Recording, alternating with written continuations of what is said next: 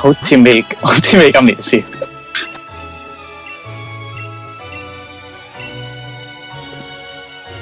真係未瞓醒喎。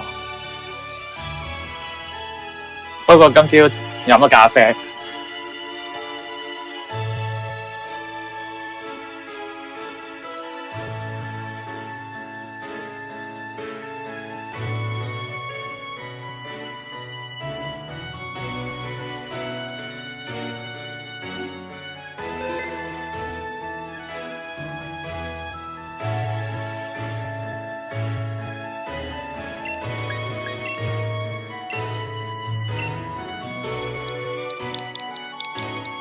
第一場嘅對手係嗰個咩 Sombra，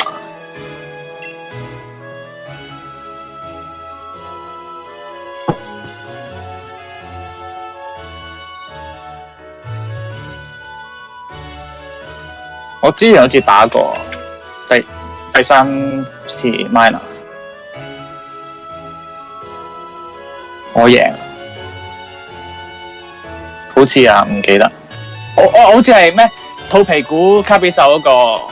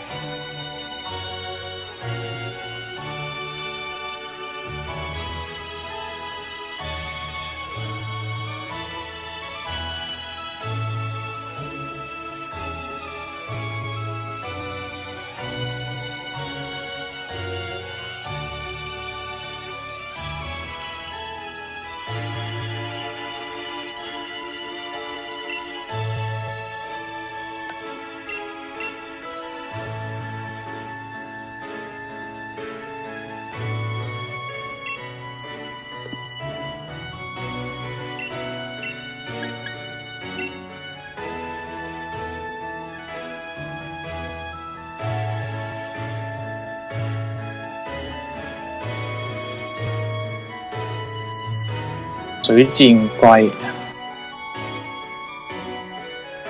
格拉有避雷針，係又要出電柱打 Celesteela，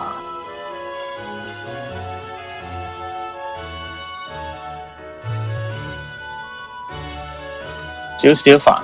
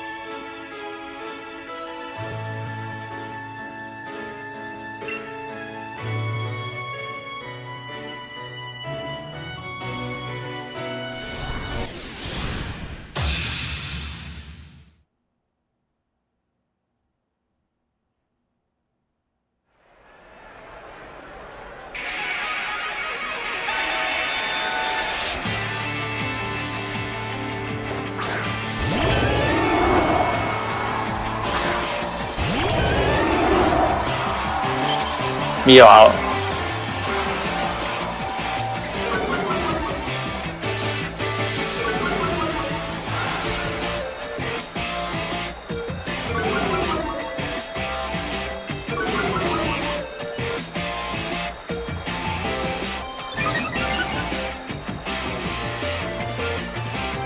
冇加到特工，佢加特工。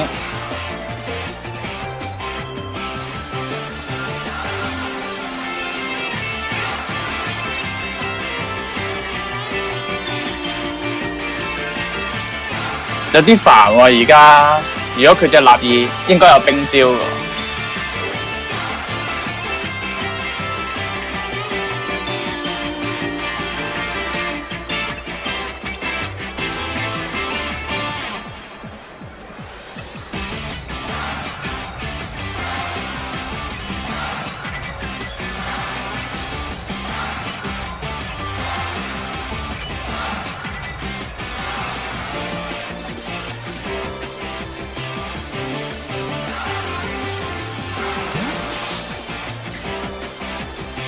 哇，換龜啊！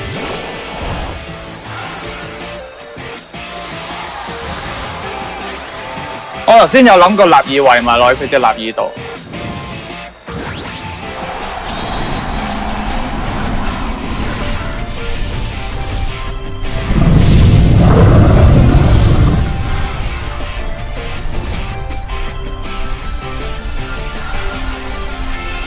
但我後面冇嘢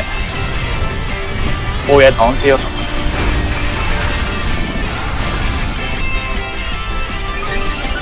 轉出有少少問題。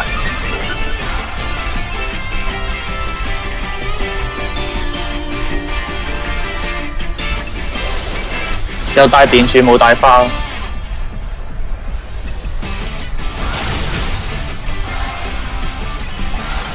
我屌！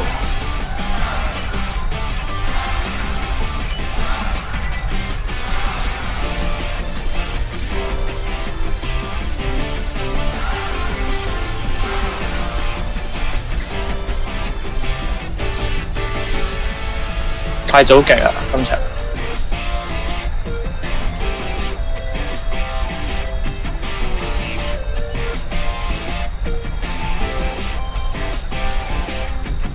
咗10幾個唔記得，好似14個啊，15個咗。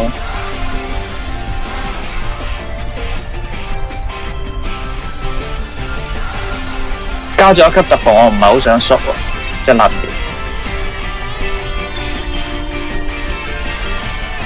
點打啊？又 has 小華暴風雪，人哋啲會中晒個。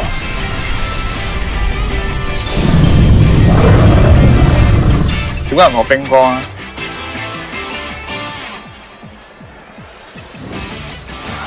隻水晶燈好學冰光。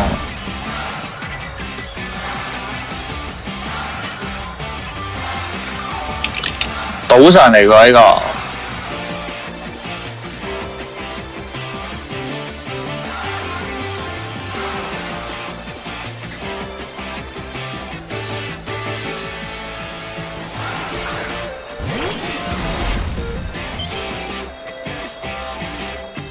佢最後嗰隻應該格拉嚟嘅，如果係咁就冇 share skill 啦。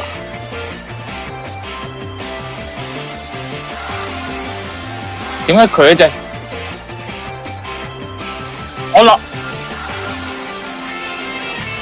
我唔知我唔記得自己點收咯。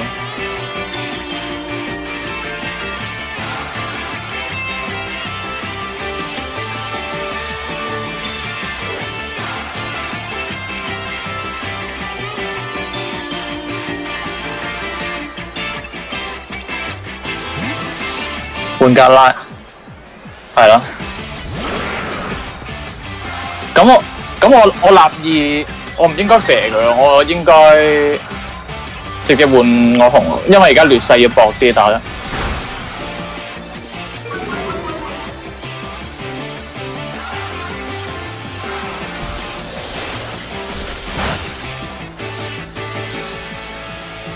係啦，真係出 room。Hello Hayden， 佢打我，頂到我。係咪？好似仲有得打喎，而家咁樣。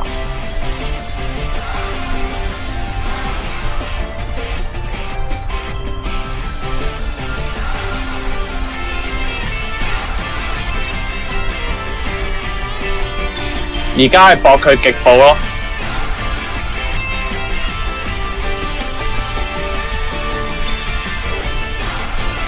一定唔可以俾佢開氣空而家。佢格拉有可能打納爾，係啦。我啱啱識氣空。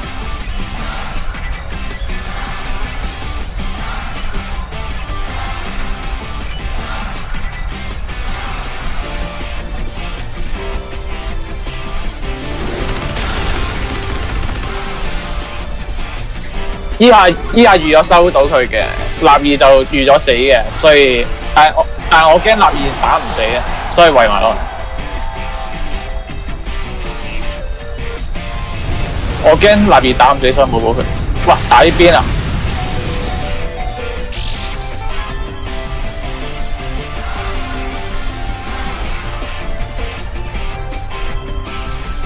而家就真係補血啦。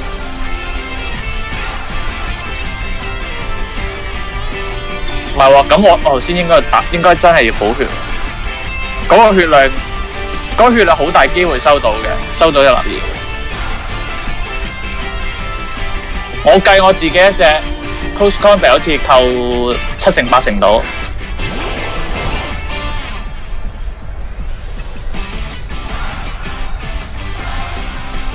隻龜應該冇 fake out 嘅。嗱，後面有電柱可以處理隻龜。所以而家咧，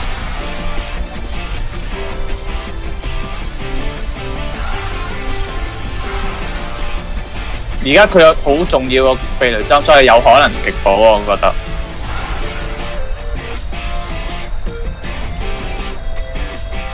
但係打佢會穩陣啲，我覺得。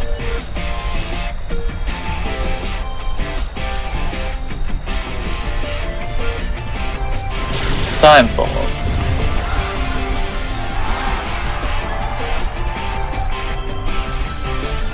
哎呀，點解 miss 埋紅嗰邊啊？咁我打唔到格拉嚟㗎，命肉龜冇敵歐，會唔會用鬼招打我咧？冇可能。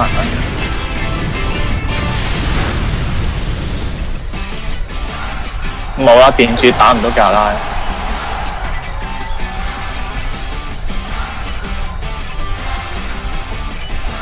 係咪應該出花咧？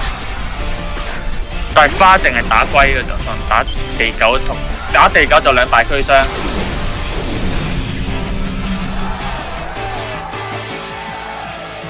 但係唔可以太依賴隻電柱。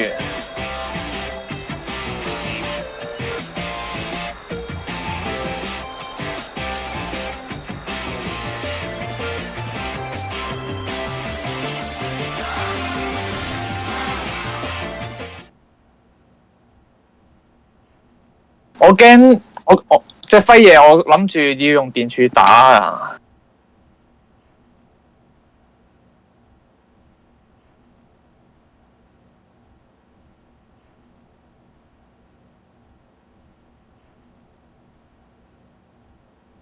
如果佢照翻今場嗰出，佢唔出高，唔出輝爺。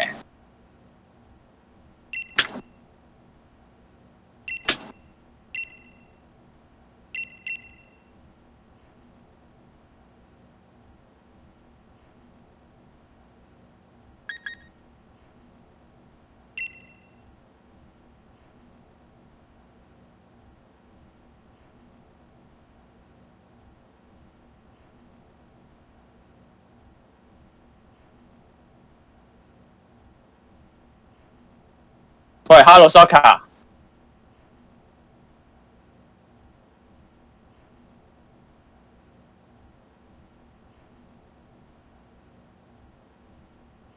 我隻火龜得，但我火龜係彈嗰隻嚟嘅，有 Yon 得到火。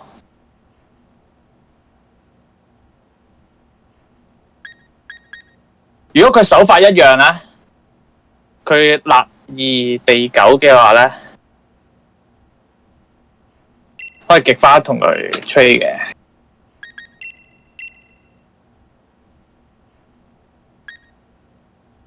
帶兩隻怕電，跟住兩隻抗電。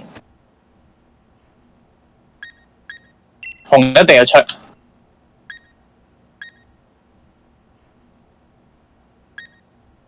火龜。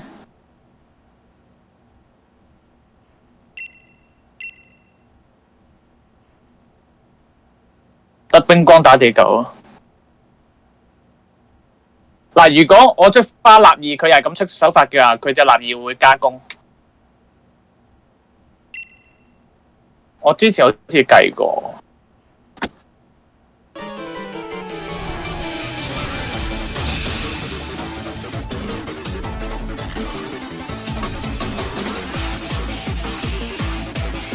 黐線，大家都係地9立2，我一隻加特攻，佢一隻加特攻。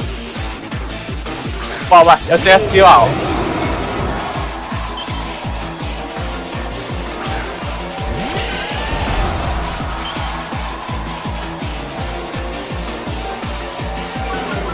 嚟，我要見到特攻。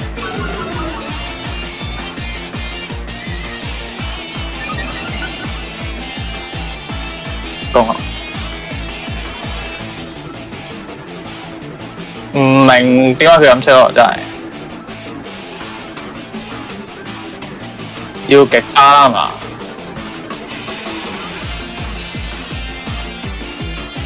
睇下先。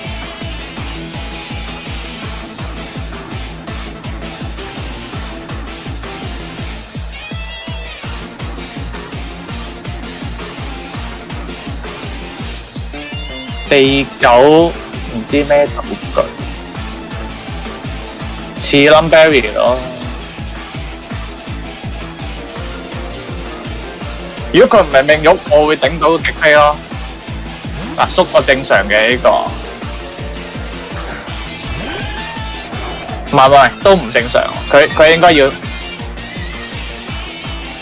佢唔係佢自己，佢知佢自己唔係命玉，佢知收唔到隻花嘅，所以縮。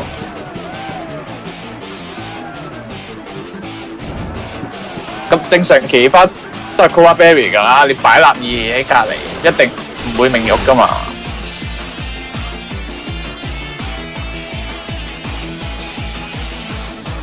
但係我頭先原本係諗住極佢隻花嘅，我後面呢3隻再唔係極立2。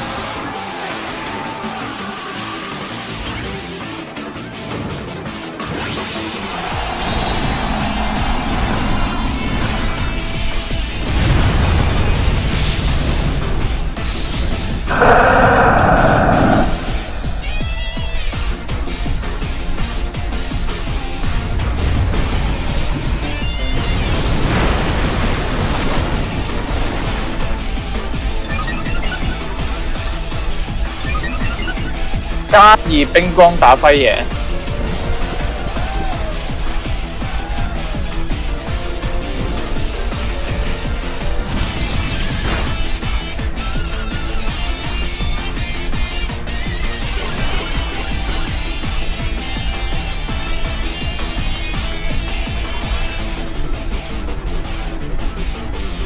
極草打搭鴨，冰光打輝爺。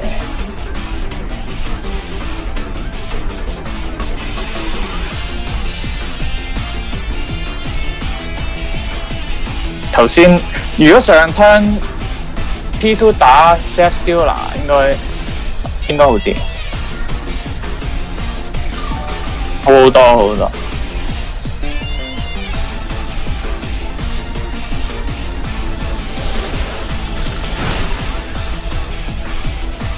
醒咗，背心嚟嘅明嘅。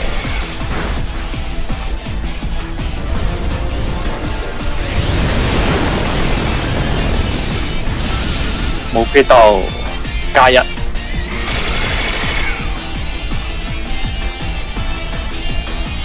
跟住咧，如果係格拉咧，咁就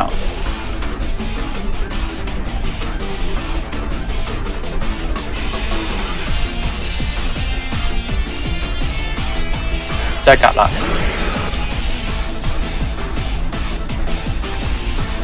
佢應該會極格拉，但係唔知佢打邊邊。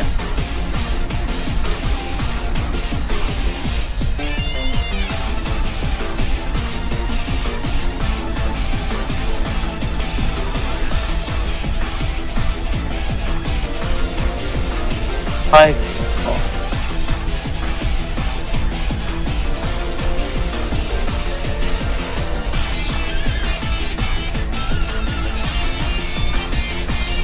要 stick 出 room 啊！我後面紅嚟㗎，我要用隻紅嚟打一格拉。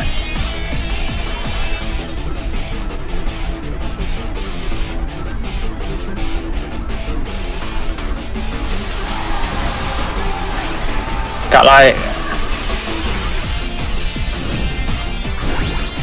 我驚佢為立二啊！而家就係、佢頭先都試過極火打立二嗰邊㗎嘛，係嘛？好似你睇，而家係毒。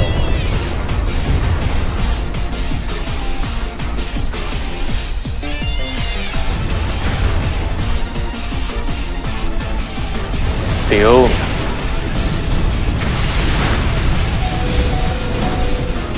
圍埋落就死啦！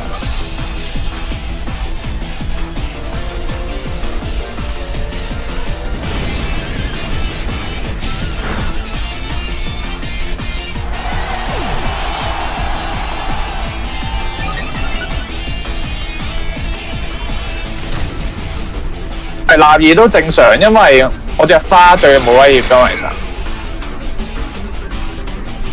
其實極地就有威脅，但係都唔係話真係咁同。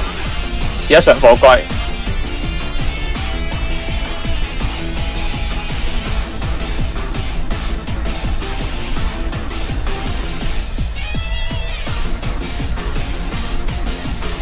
要隻格拉，跟住隻花就送俾佢。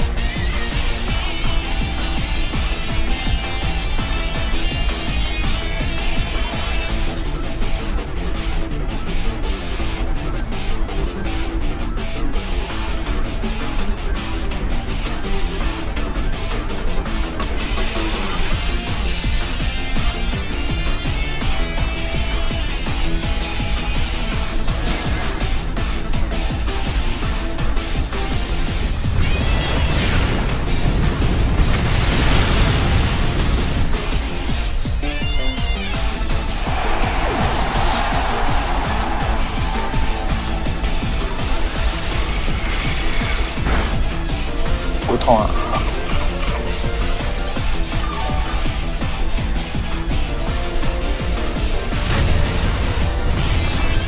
跟住上紅布踢，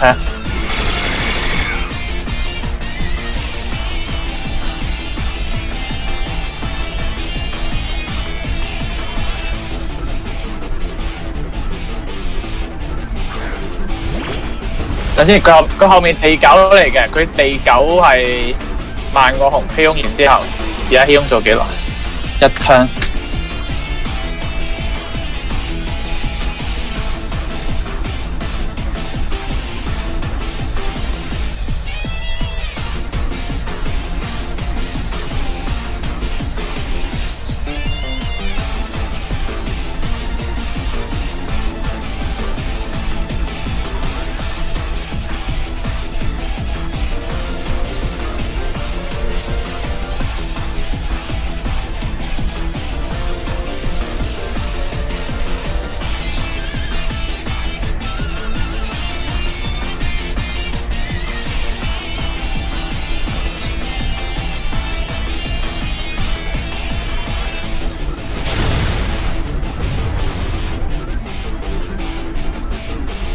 而家超用完啦，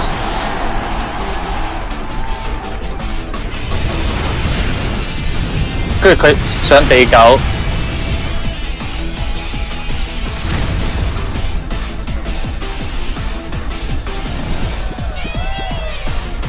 其實我未必 Wake Up Ball 打格拉好啲啊，我反應都係血帶嚟。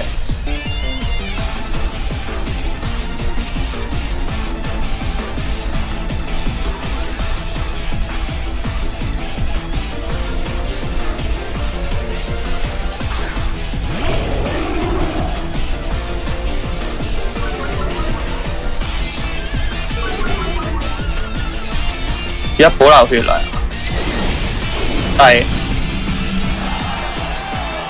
依個血量應該頂到地震啊！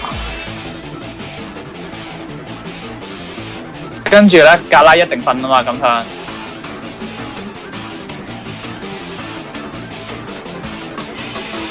我隻蜜房龜應該頂到地震嘅，其實。地咗埋。我好低攻嘅，我隻火龜。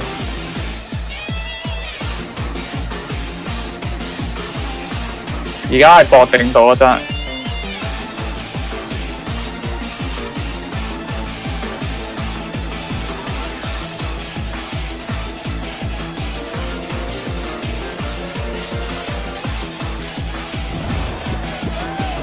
而家瞓第一次。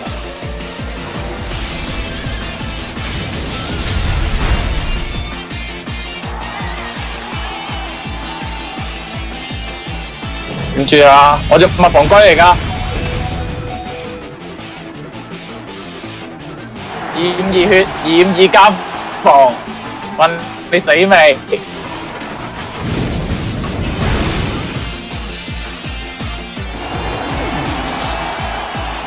地震正常收唔到啦，分擔。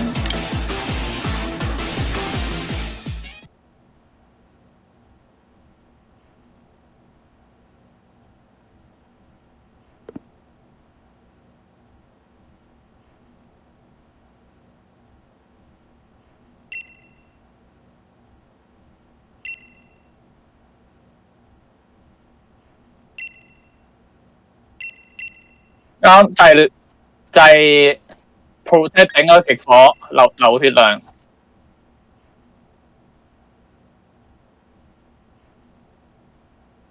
總之輝爺係背心咯。如果輝爺背心，地九成係 Lumberry， 我估。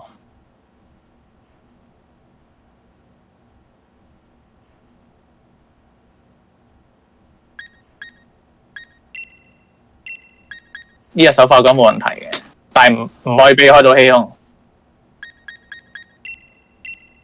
我覺得佢唔會跟翻個手法，佢頭先個手法好奇怪。輝用火龜打唔出電柱，佢格拉出眼一定要出紅。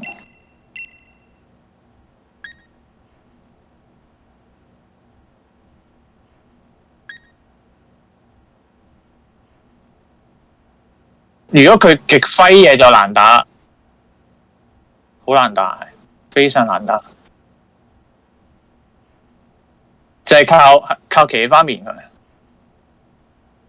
冇㗎，冇其他做法。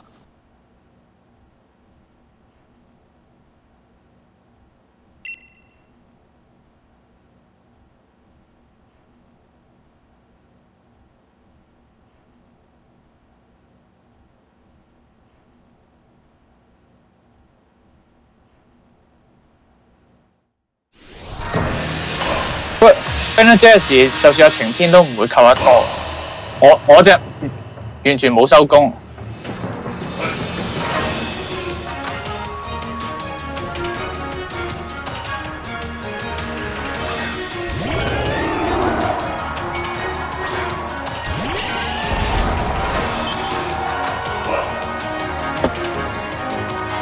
佢似直接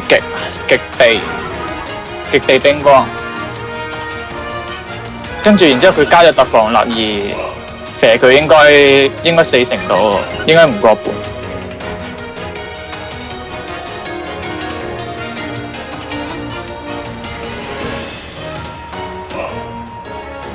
我加密攻，佢得加密攻。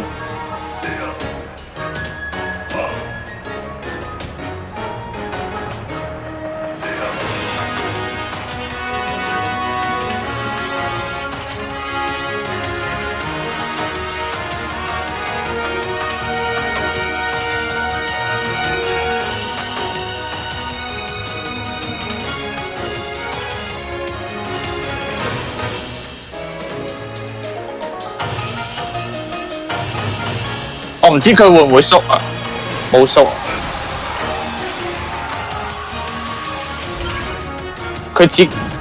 佢應該估到我抗飛果，所以佢應該極地嘅。佢 fly。Rock slide 喎，點解係 rock slide？仲 miss 埋。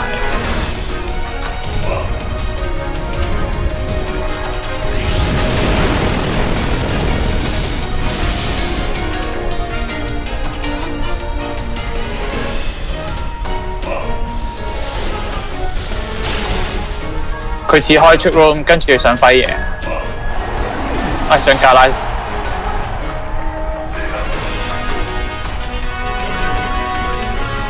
唔知點解佢 lost 嚟。佢 lost 嚟唯一解釋就係博協我隻立言唔俾我射佢咯，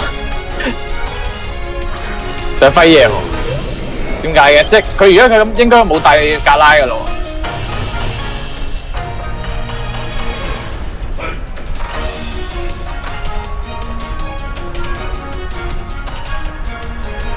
而家我打佢唔入，佢背心。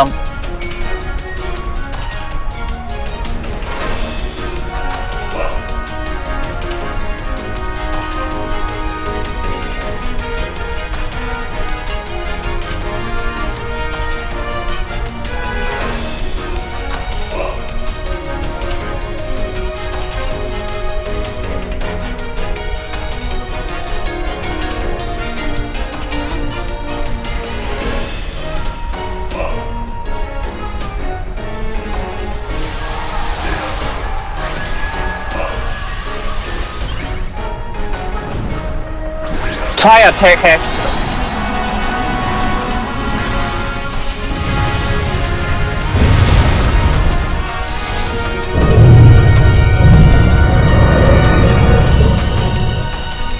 而家大家都殺唔到大家，其實識出 room 好似冇用，都係打㗎。hit 我嘅，喂又麻又冰我頭先，點玩啊？俾我麻翻嚟啊！劫兵！屌，哇！欺空極飛咁黐線嘅啲人，打立兒喎，我識出 room 係嘛？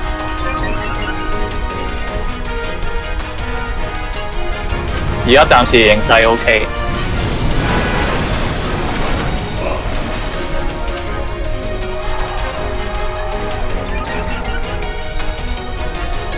我 keep 翻佢。跟住係 P2 補血，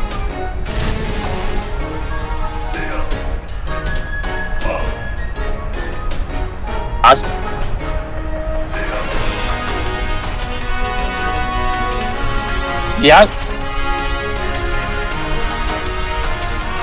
而家 P2 補血，但係而家極咩啊？我極草咗未？極草咗係咯。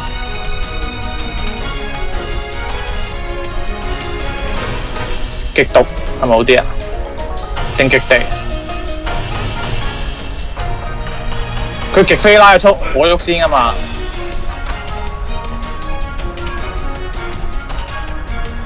哦，係，佢拉速都翻，直翻。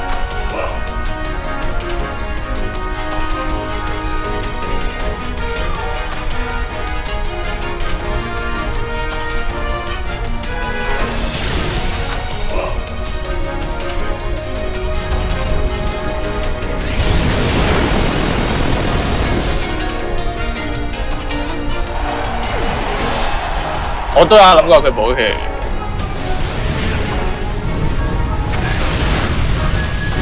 而家極火，佢應該之前就要極火啦嘛。係咯，幫我加速，睇下有冇格拉啊？應該有格拉嘅。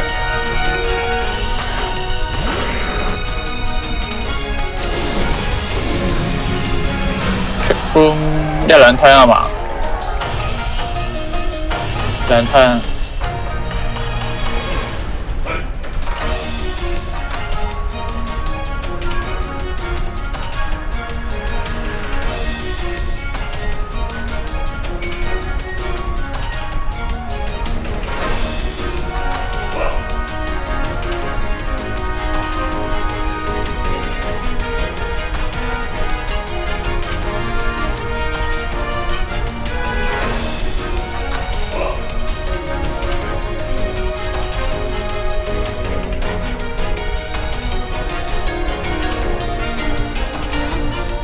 我幾驚字啊，隻立兒。我唔想即係，就算立兒字咗，俾佢收都好似 OK， 但係唔係幾想送。而家講飛過，應該頂唔到。跟住仲有 turn trick room。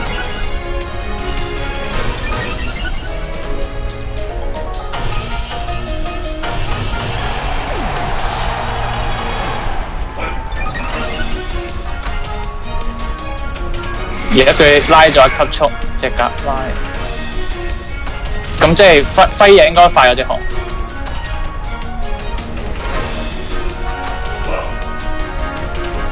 上火龜先，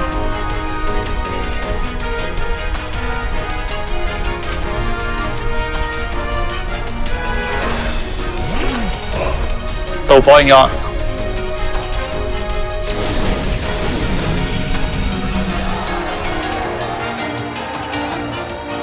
而家佢剩翻兩隻 ，Yon 佢冇得收到。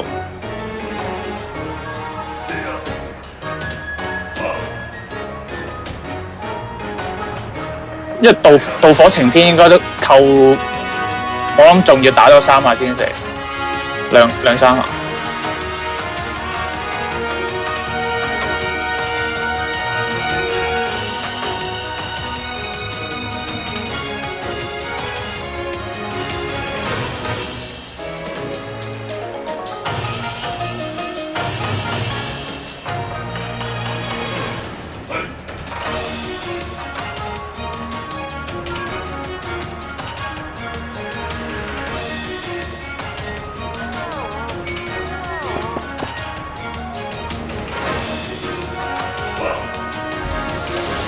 個人做多咗，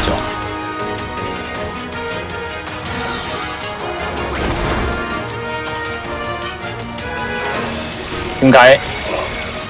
匪夷所思啦！欺空完喎，仲收我隻火龜，加咩啊？加特火啊？特攻。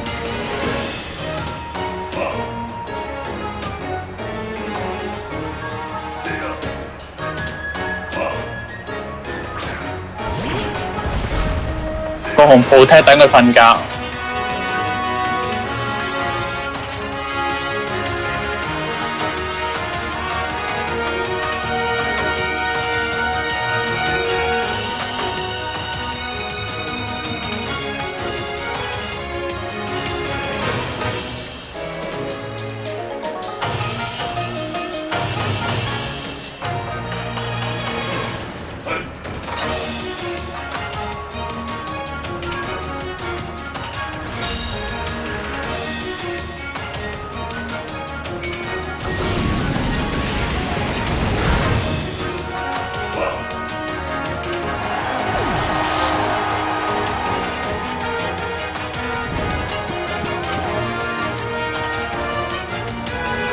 跟住而家強姦你隻格拉，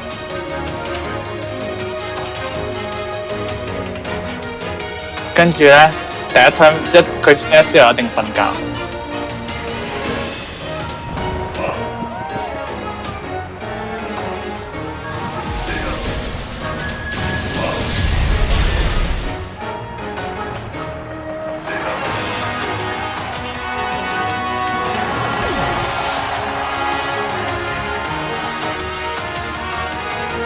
而家佢拉咗出佢 SLS 唔掂我咧，就我贏。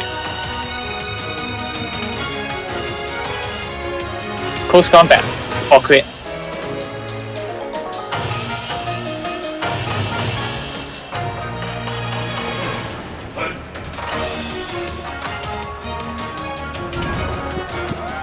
佢唔醒，佢要醒仲要 SLS 再打中我，跟住再 hit 埋咧，咁可能。咁好彩啊！真係抵我輸啊！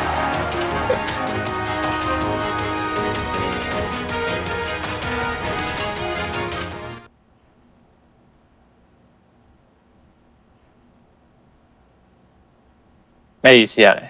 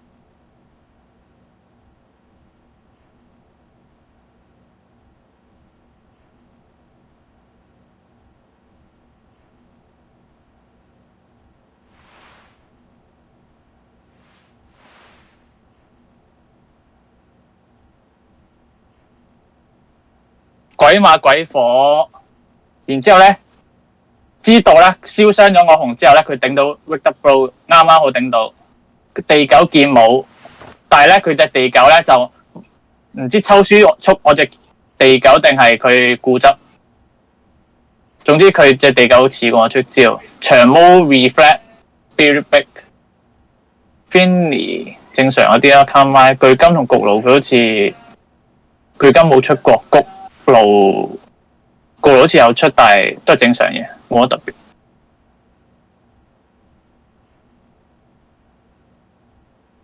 嗱，如果而家諗下先，如果佢又係鬼馬地狗開，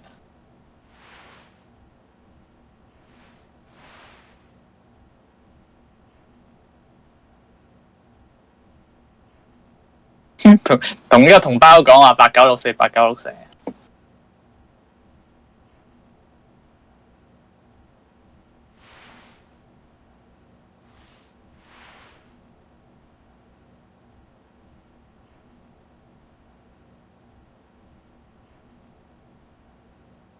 要不中文交流，好啊。但我要打 OK。頭先我睇下 Discord 有冇講話邊個直播使唔使等 signal？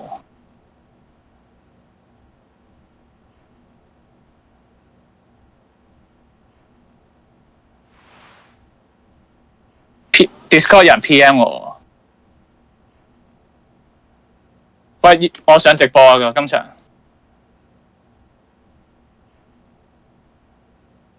嗰個叫 Sportaholic 上電視啊！今場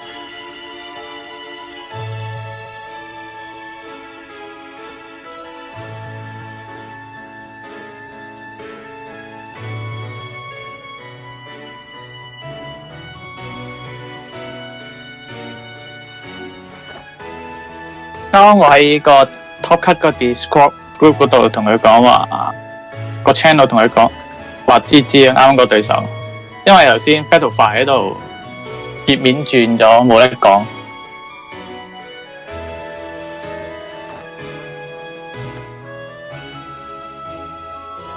開波咯！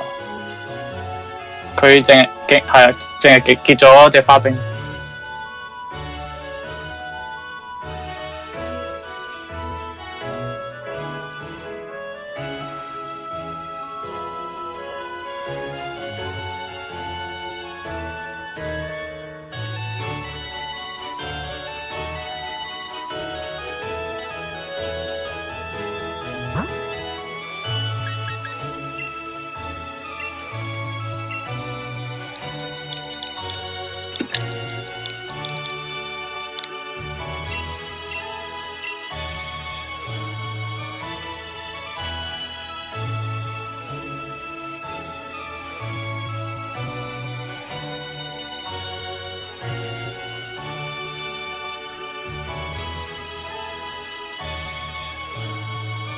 特登擺定，抄翻自己嘅直播出嚟，整翻條隊出嚟，而家諗定點打。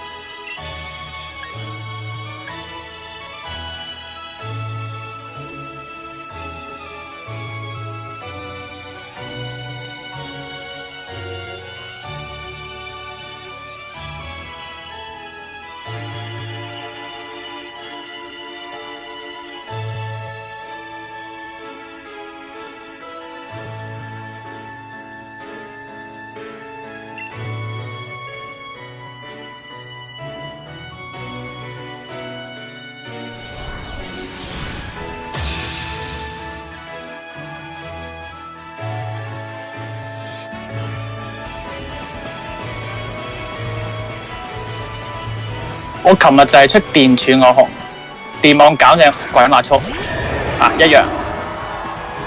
我諗住電網減鬼馬速，然之後揾隻我紅收嗰隻鬼馬佢，然之後佢地狗可能收個電柱。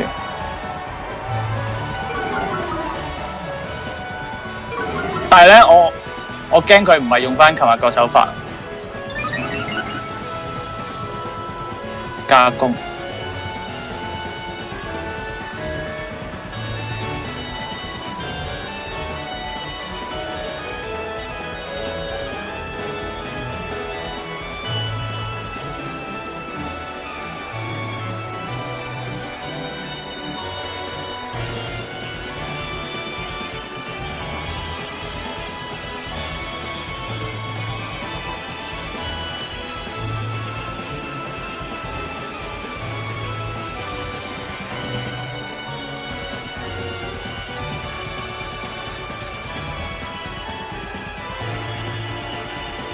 直接擊啊！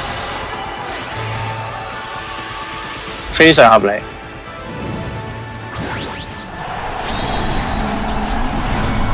我食 now 然之後佢極地，聰明就極地啦，蠢就極飛。佢知我抗飛，但係正常睇隊形都會估到係抗飛。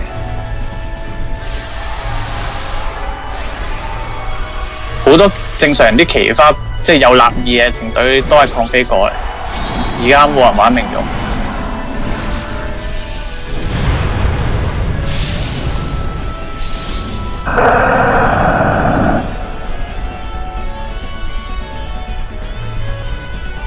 佢我撳冰光極飛啊！咁佢地球死咗咯，應該。佢又冇 snow。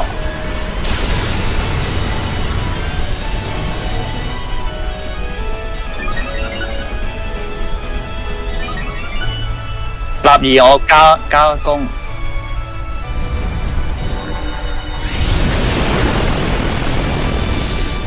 咁唔死啦，有少少誤會，又死喎。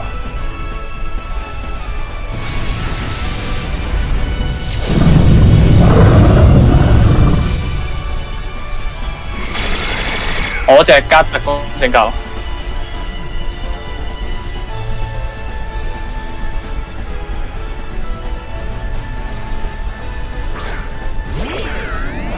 高堂越靠立二打，跟住而家佢 Snarl 咧就好似可以直接極毒，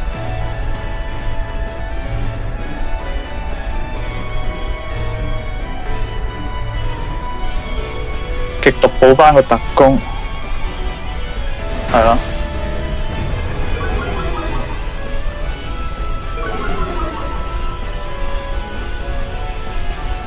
我隻花快有 roll 堂，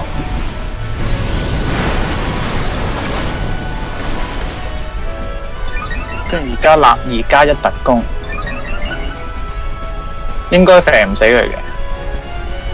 SD pot， 咁你傻仔喎，中強化。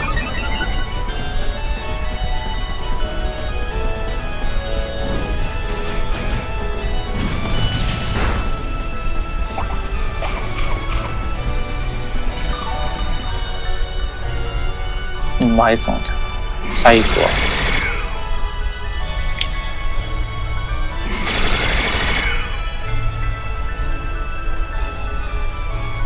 最後一槍極草，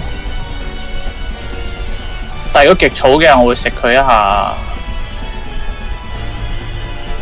啊，唔係唔會，係極草咗，咁繼續極毒定極地打滾冇嘢，都係極毒。極毒打焗爐，個湯未完，仲有一 turn。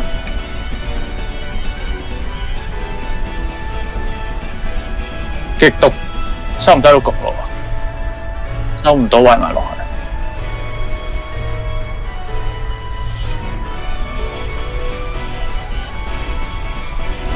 去。冇鋪梯焗爐，跟住花喐先極毒。極毒 try attack， 跟住奇花可能死，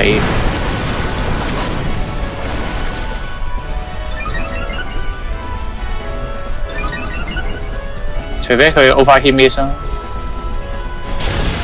哎呀！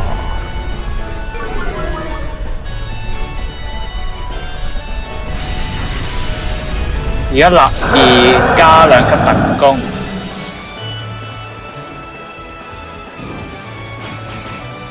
跟住上惡紅，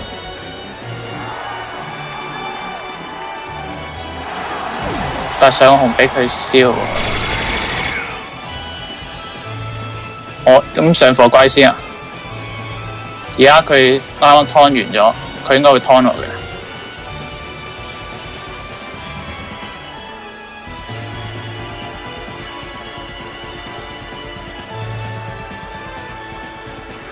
佢未 show last 嗰隻，唔會係長毛，一係巨金，一係 Finny， 應該 Finny 嚟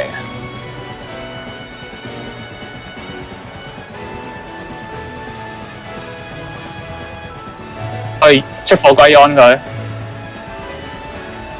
唔係繞牆，咁穿個紅線。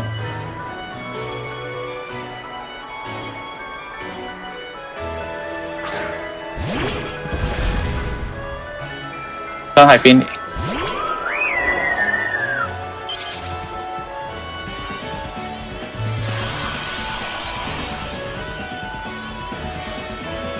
而家燒我唔到，咁佢一定湯立兒，咁我唔會開氣空噶。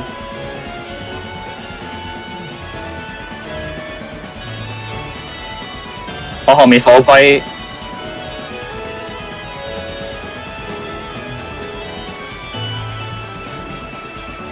其實我唔係咁需要開氣空。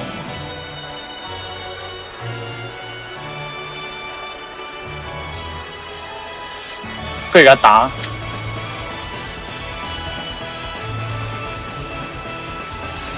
嗱，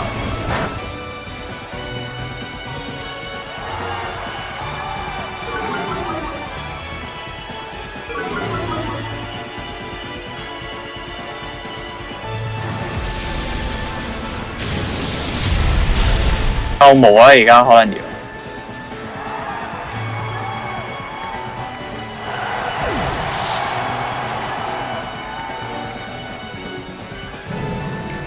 冇收隻紅喎，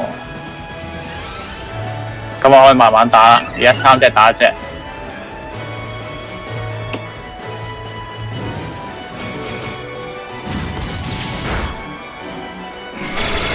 好少。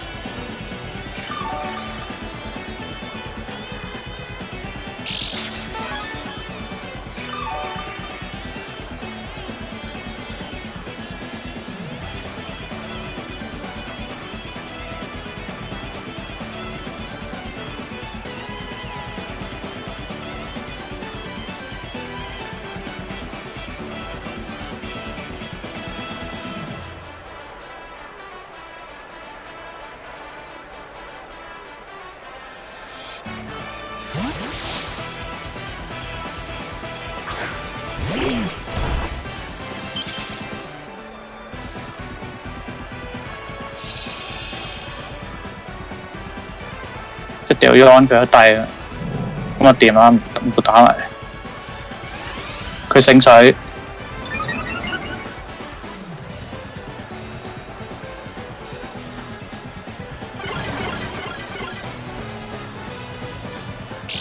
琴日佢 head 到我仆街。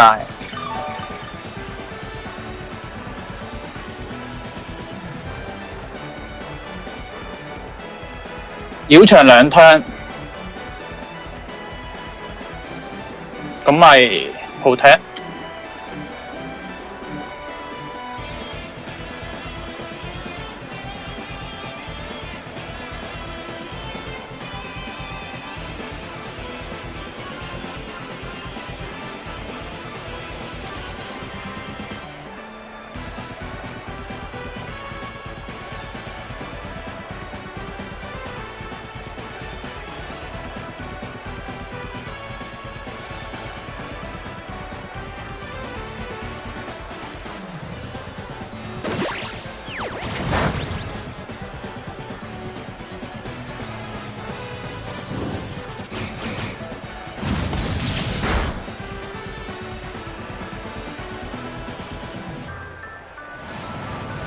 哎呀 miss 埋。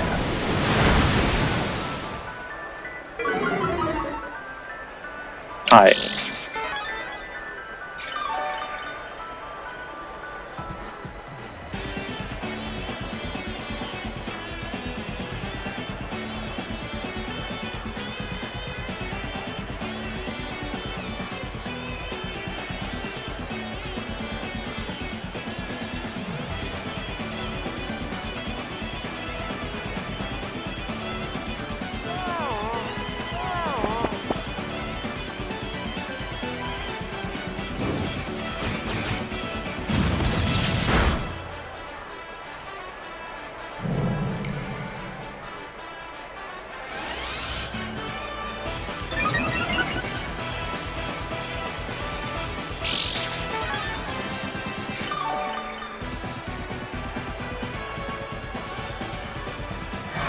偷咗驚翻咗好多，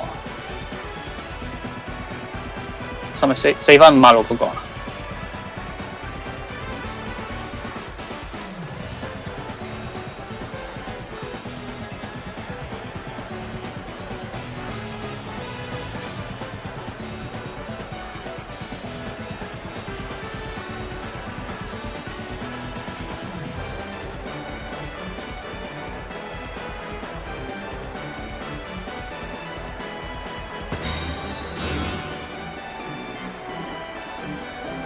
自己驚貪2分幾都多㗎喎，其實。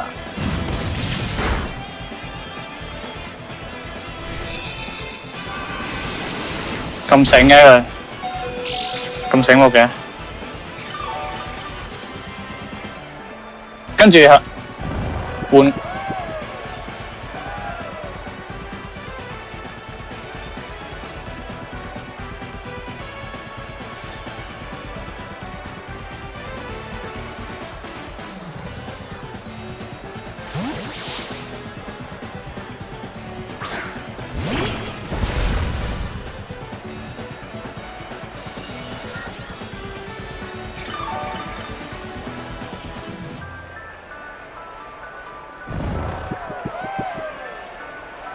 瞓第一次，回收晴天。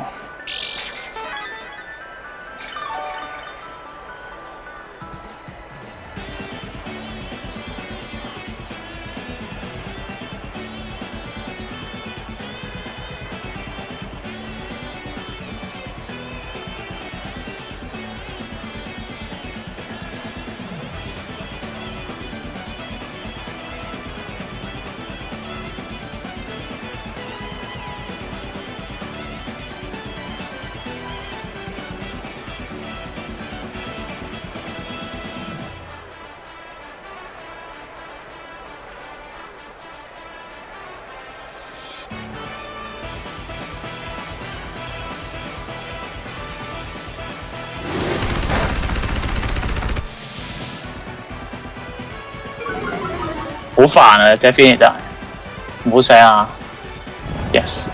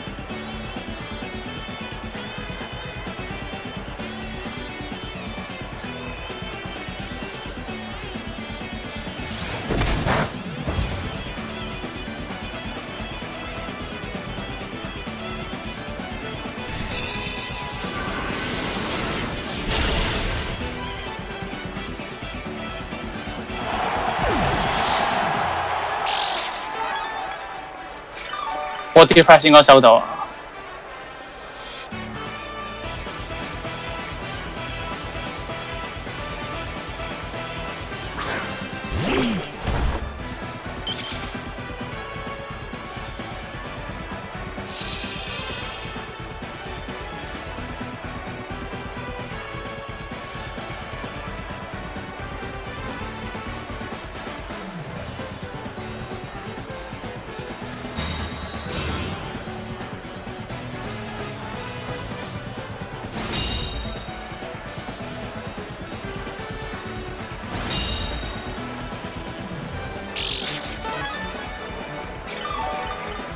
miss 咗啊！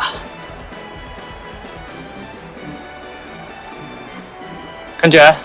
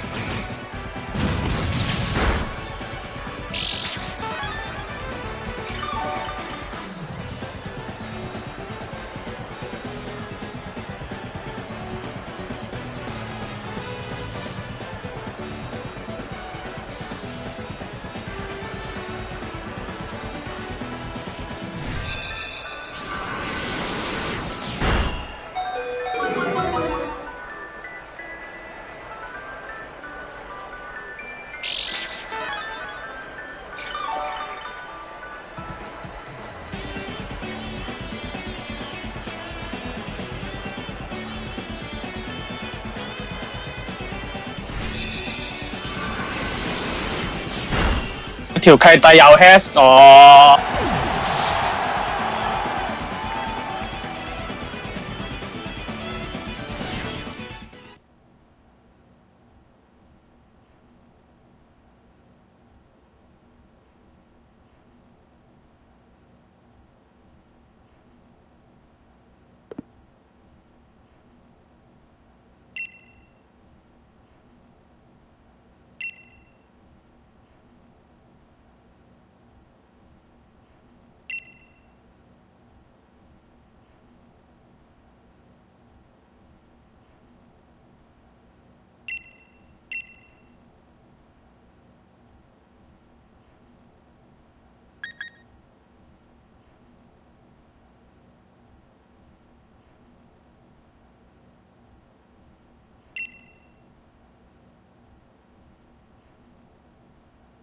打得唔係好似打到第二場咁嘅。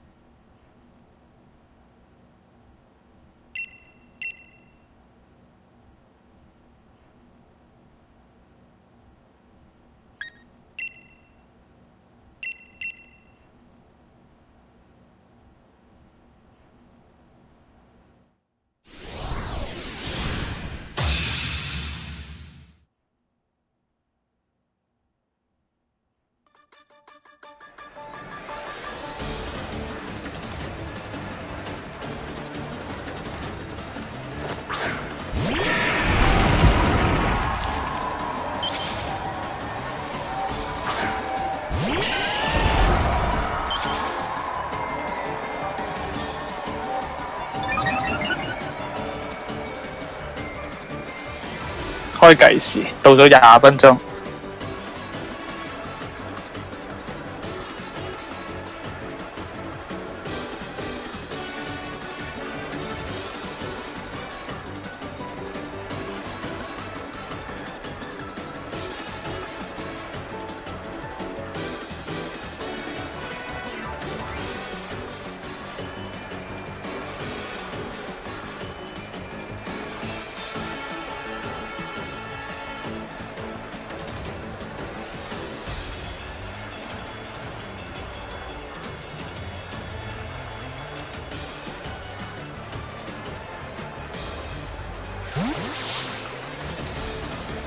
好尷尬。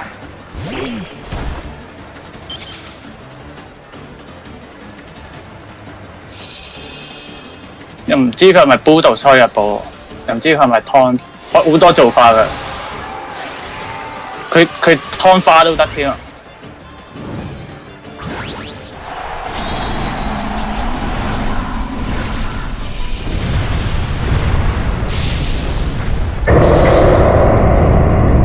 嘅話似 Bulldoze。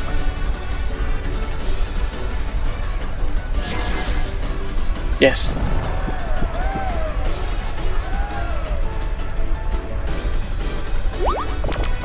哦，拖呢邊。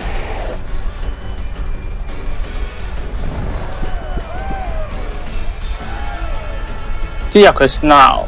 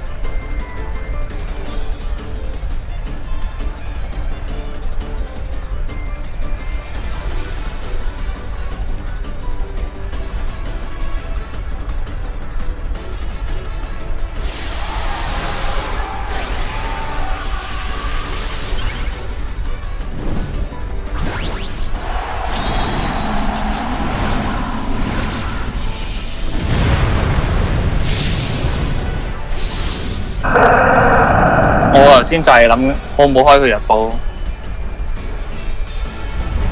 揀咗唔好啊！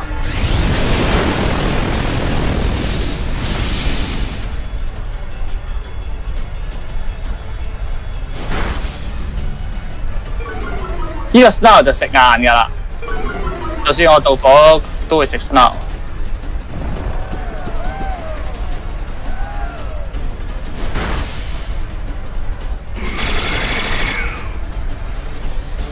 哇！又咁樣又 has。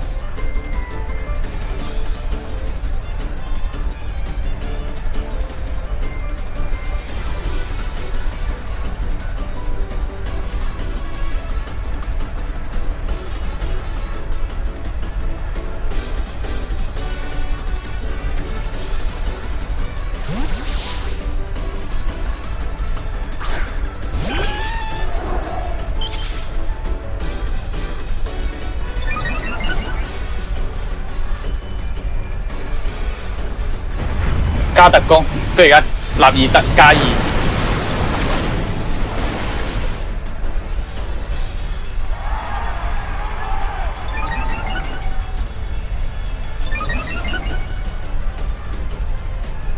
後面焗爐邊瞓咗2次。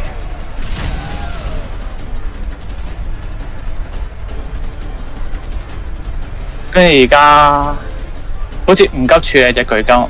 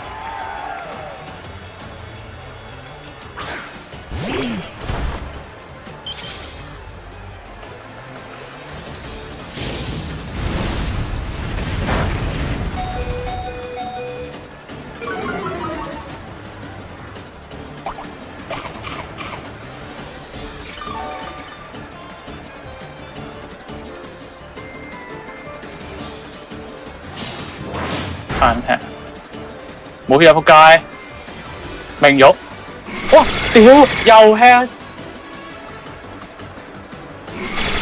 明玉巨金啊！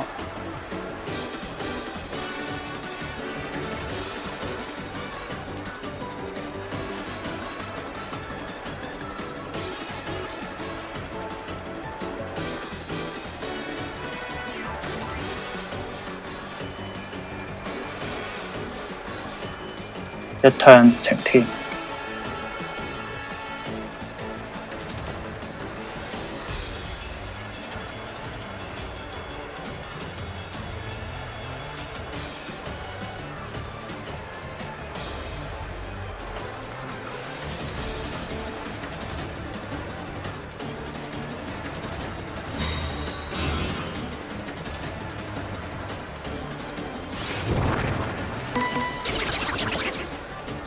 Nasty 科補翻特攻，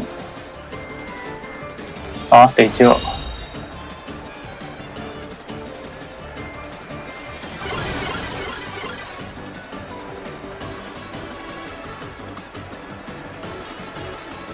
晴天冇咗，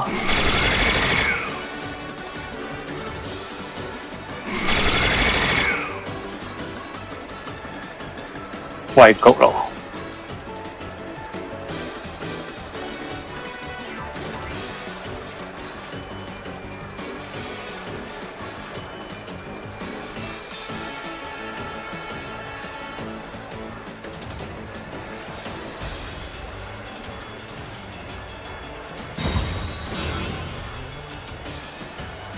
後踢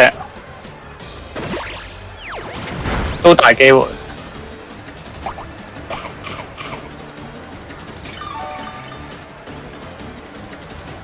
加2打死佢，打死佢，唔過分，完全唔過分。哦 ，quit 咗，應該唔關事。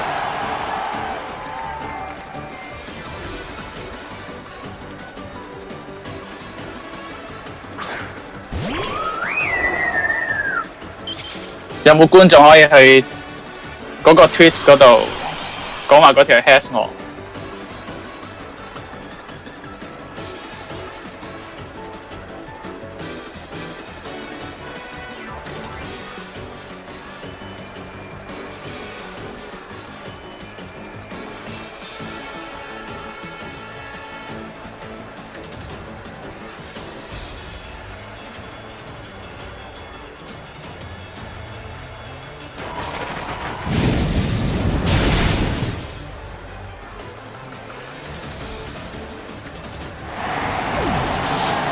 佢應該卡麥嘅，應該花快個 Vinny 啊嘛。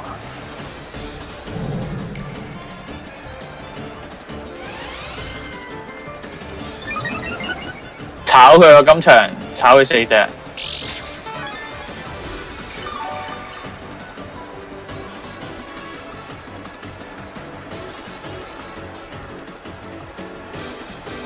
做2 turn。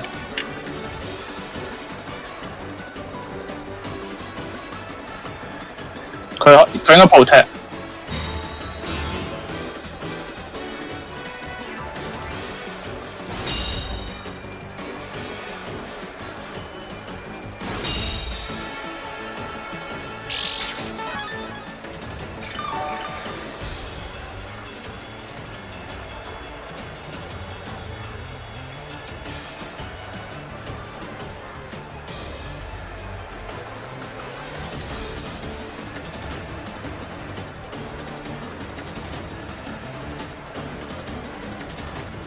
削佢血。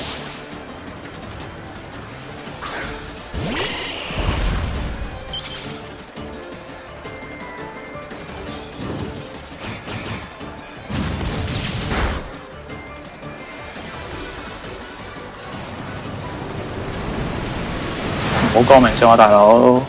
隻花唔好降啊！我冇降命中，太好啦！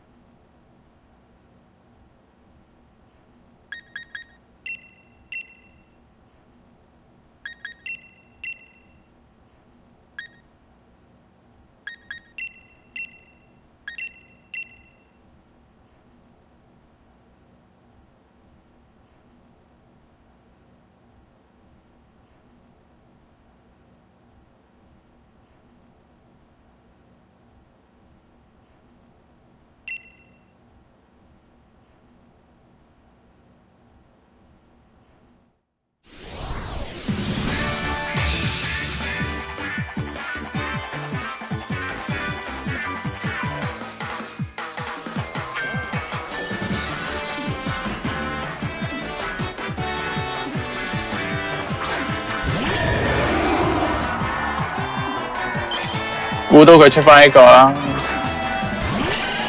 頭先係我諗電視惡熊圍隻鬼馬，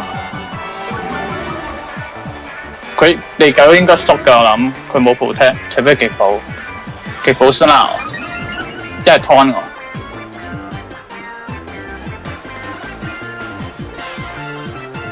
如果佢 taunt， 應該似 taunt 花，唔係，佢應該 lumberry 嚟嘅。如果咁又應該 taunt 能拗。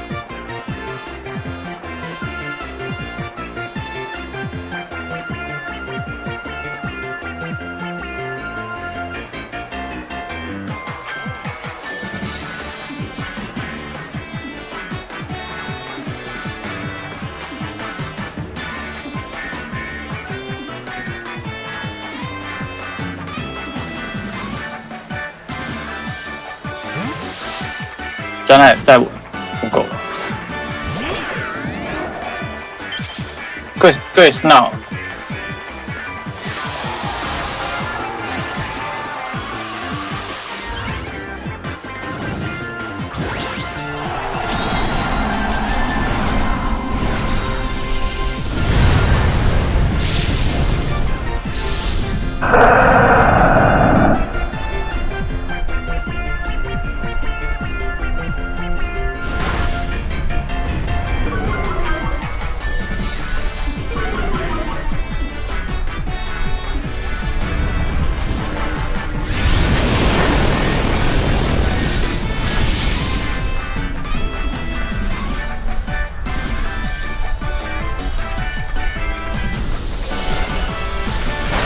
而家圍鬼馬就遲啦。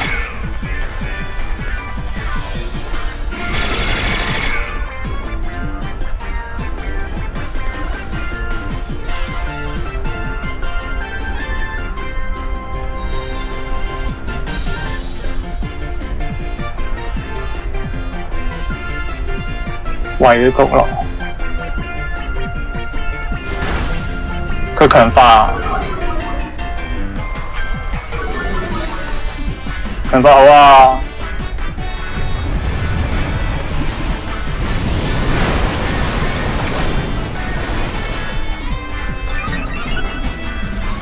打得死佢。係喎，食過唔記得咗添。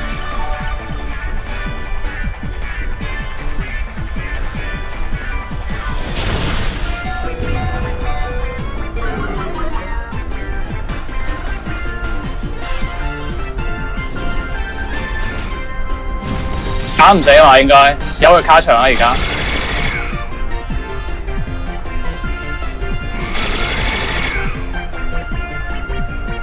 收個焗爐嗰啲啊？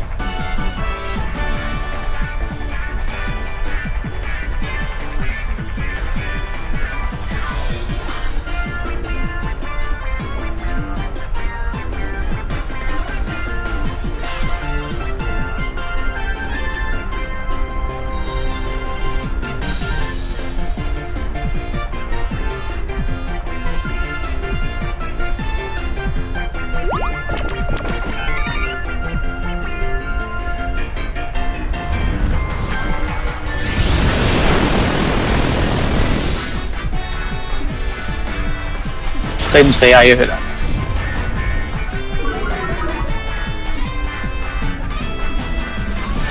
應該要留翻隻花咯，好似上一場咁樣掉隻火鬼出嚟。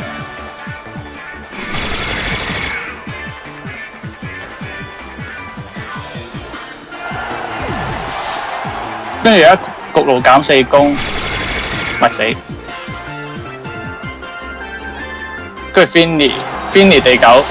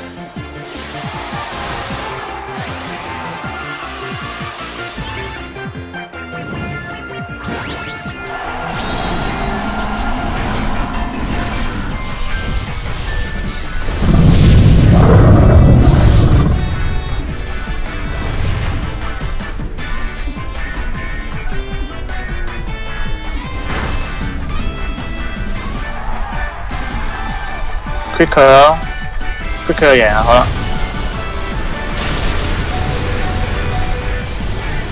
一啲 water miss。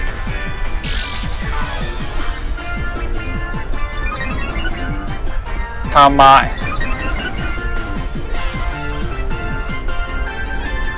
真係乜啲 water？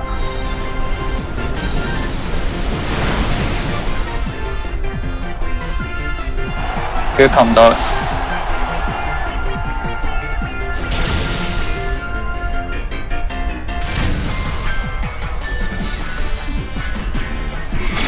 拖咗幾耐啊？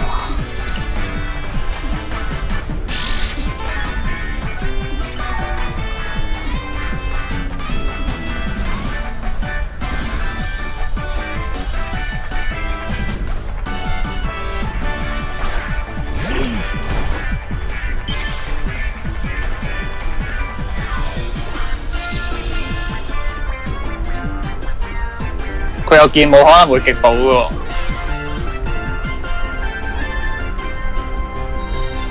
拖咗一槍，繞場4槍。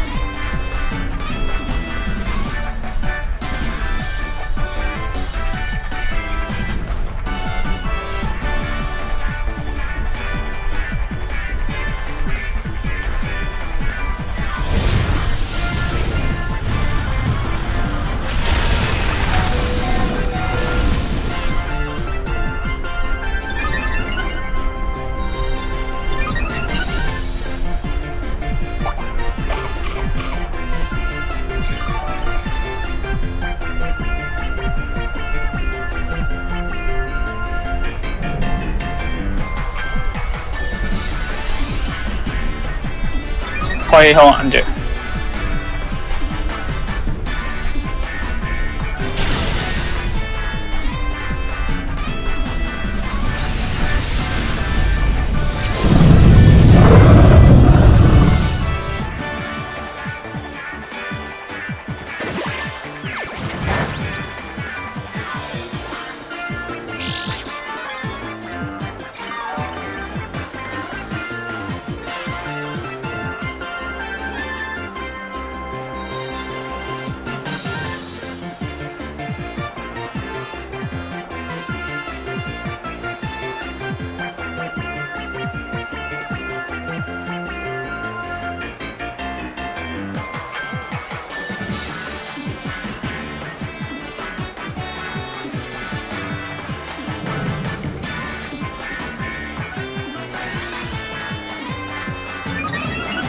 叫做賺少少咯。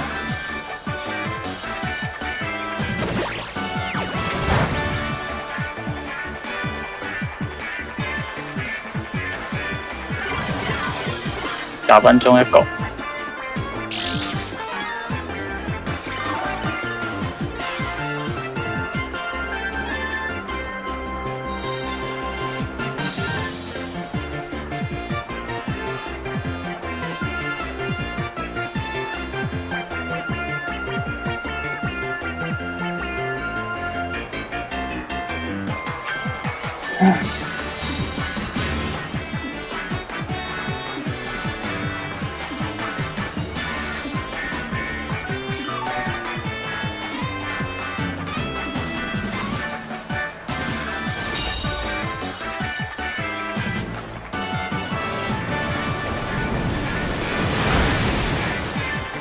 唔好講明咗啊！仆街，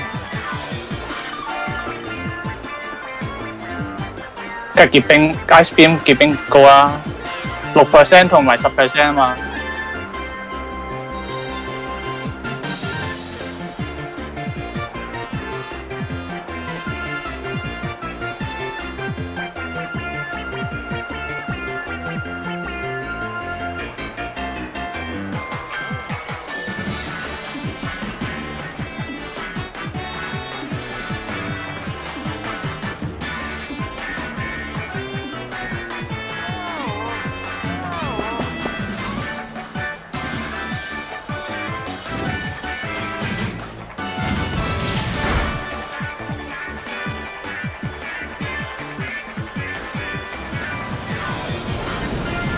叻仔叻仔。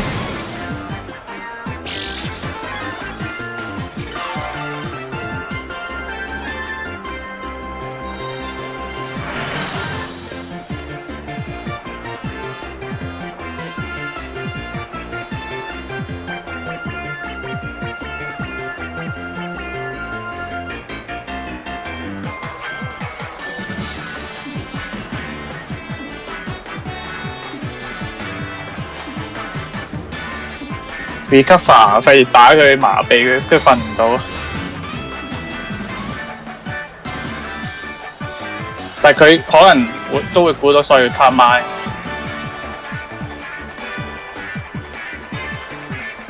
葉國打啦，好合理。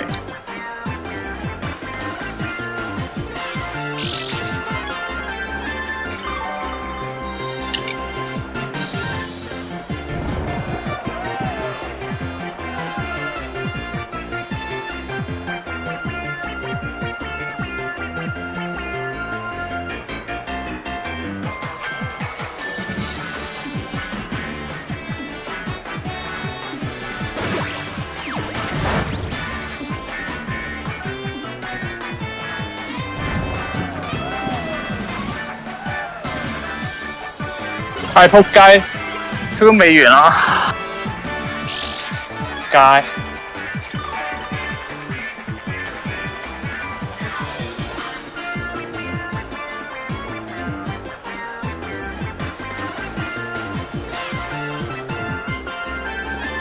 超級大 misplay 啊！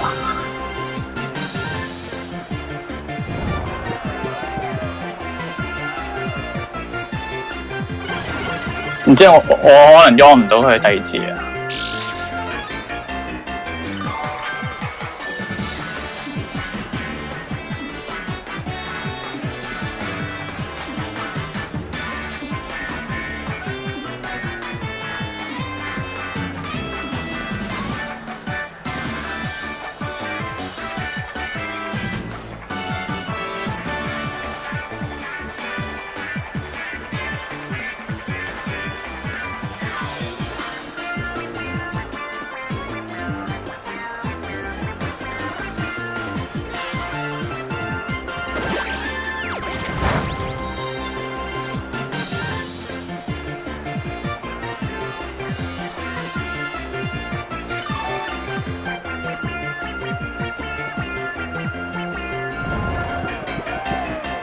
好嘢！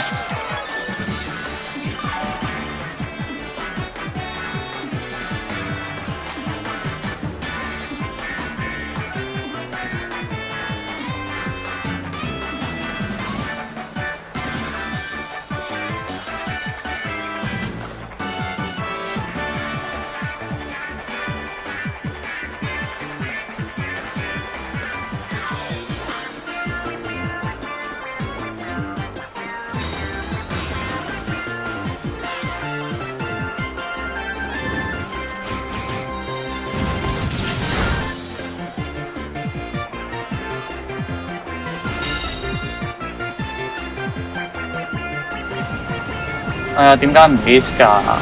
唔好講明撞仆街！屌！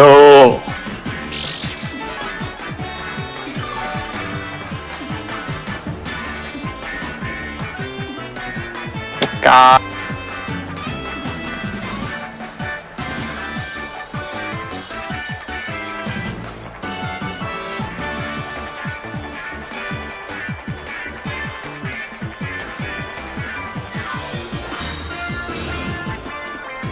超咁做幾多槍啊？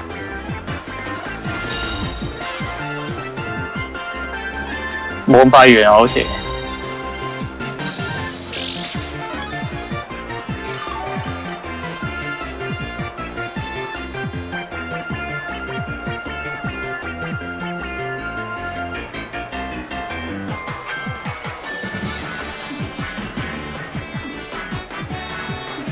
一槍。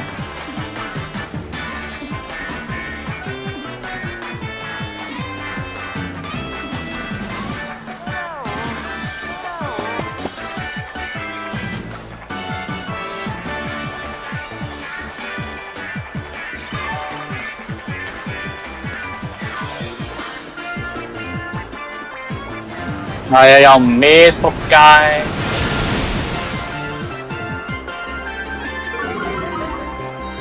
3分鐘。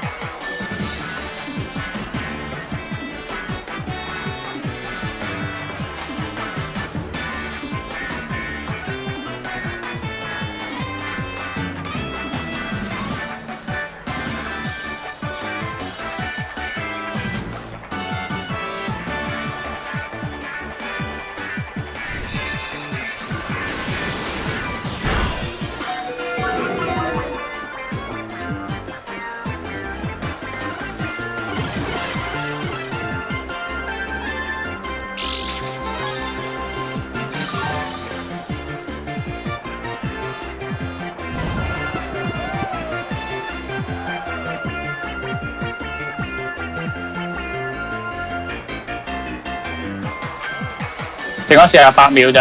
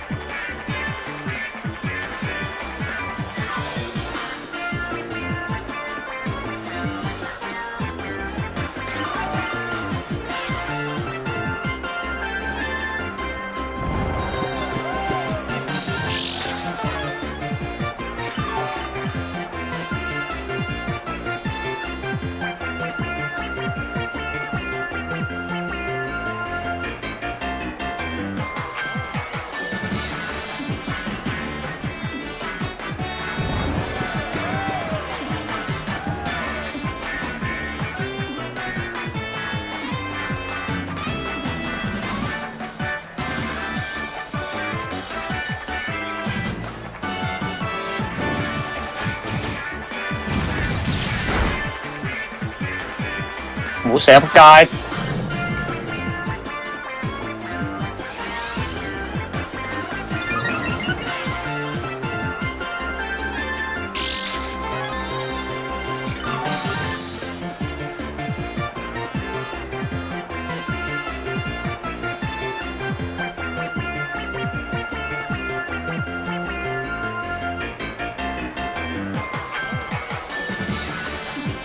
我知。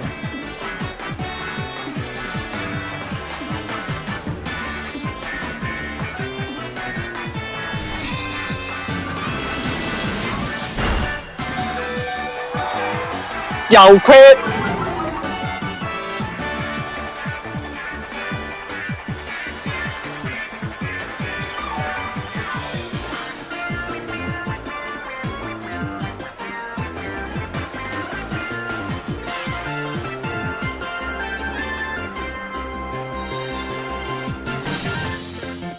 屌，2日都 has 我。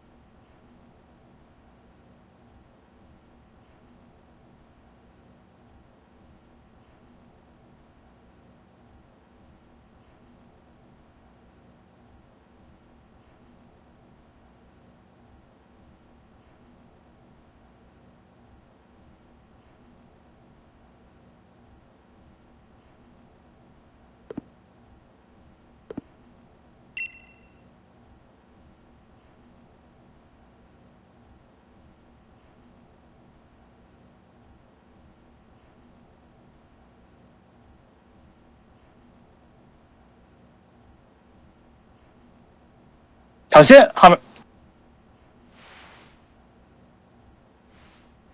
頭先 Finny 避咗嗰下 try attack 啊，原本打得死噶嘛。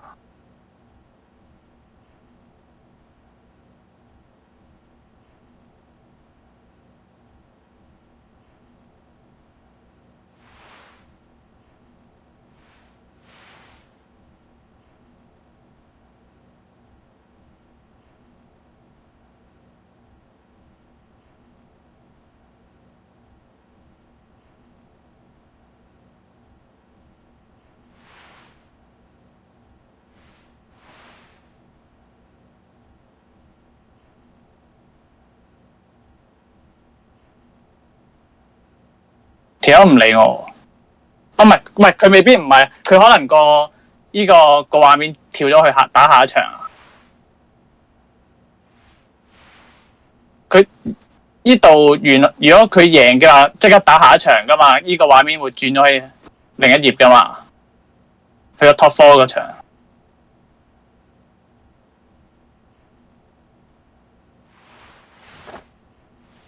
屌，輸俾個咁嘅人，仆街，2日都係咁啊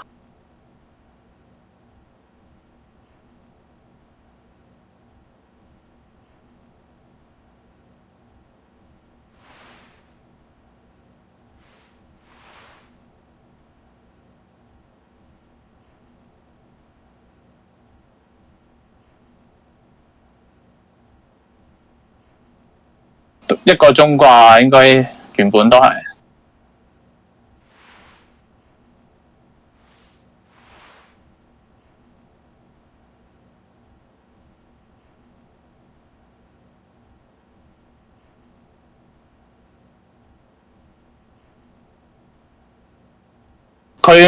我睇 Discord 佢冇講話 Iran 幾點打到幾點。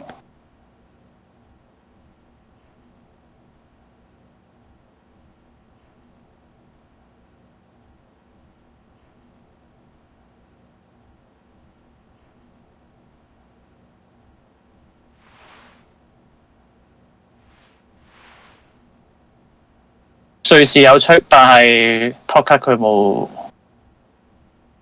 講幾點到幾點。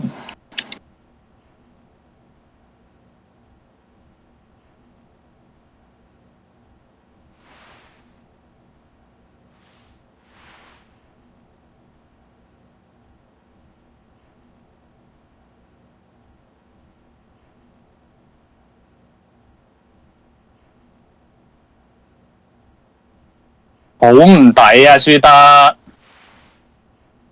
第3場其實都有啲 misplay， 應該要收起隻花，好似第2場咁啦。跟住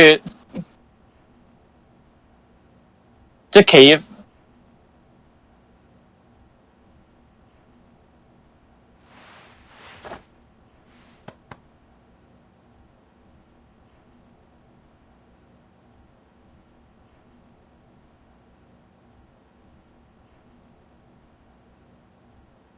第3場 turn 1真係出咗事嘅，但係如果我唔極草冰光，而佢極地9、極地或者極飛打嗰隻花，我都好蝕噶嘛，唔會輸。咁如極寶出 room 都得，咁我其實可以，因為圍鬼馬好似仲好啊，唔使食 snow。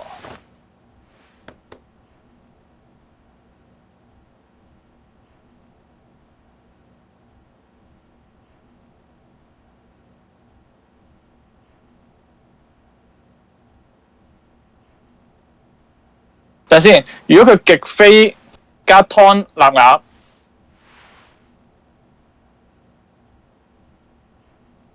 跟住鬼馬死咗，收起 P2， 遲啲先掟翻出嚟開用。可能唔使開用都得，總之要收起咯，俾人劏咗之後。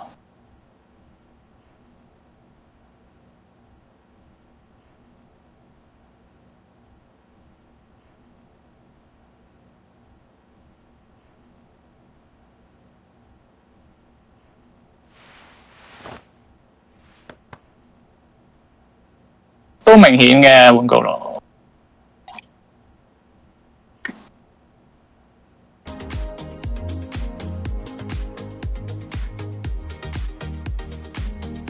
他到 top 4，個巴哈馬到 top 4，巴哈馬好似之前玩鋼柱 I 雪嗰條契弟。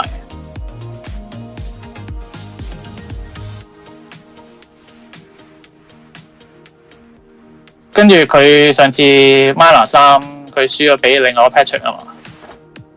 好彩佢輸啊，如果唔係我都唔知點打。我淨係得火龜處喺鋼柱啊，但好難。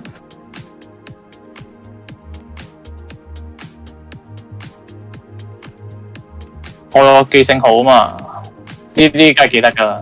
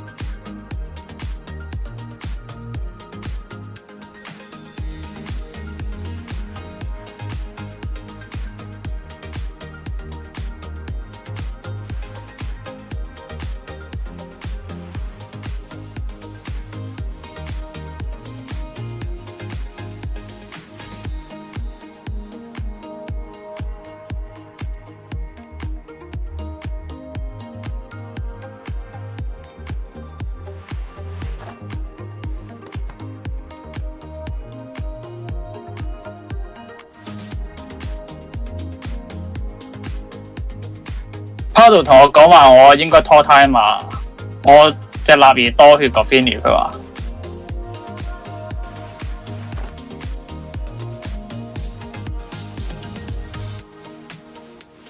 Paddle 我話咩？I got hexed by 一日白不是講 every game 大街 in both Swiss and Talcott。You could store the timer in the final turn. P2 has watch feed and finish. Bahamut 對 Paddle。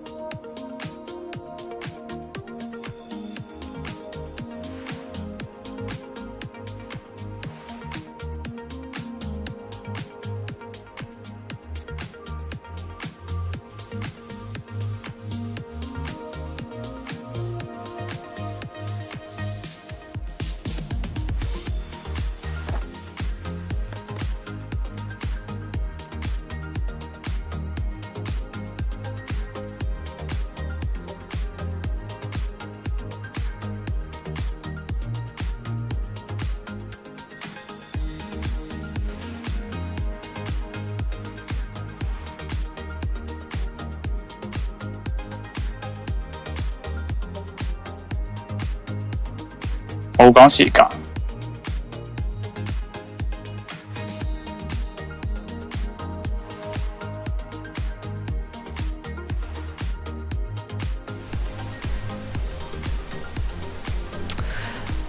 And welcome back, everyone. Now we're gonna be showcasing our first top 4 match of the day. This is gonna be our second top 4 because sadly due to technical difficulties we are experiencing.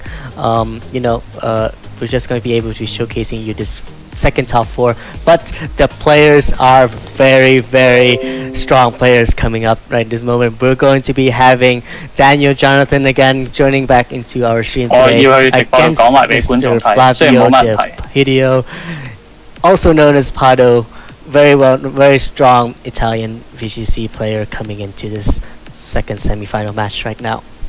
Yeah, Pado is back from a week ago. Last week we saw Pado climb his way up to the finals match, right, in our AST major number 1, and now Pado is back, I think, vying for another finals run, and this time probably wanting to get that championship title.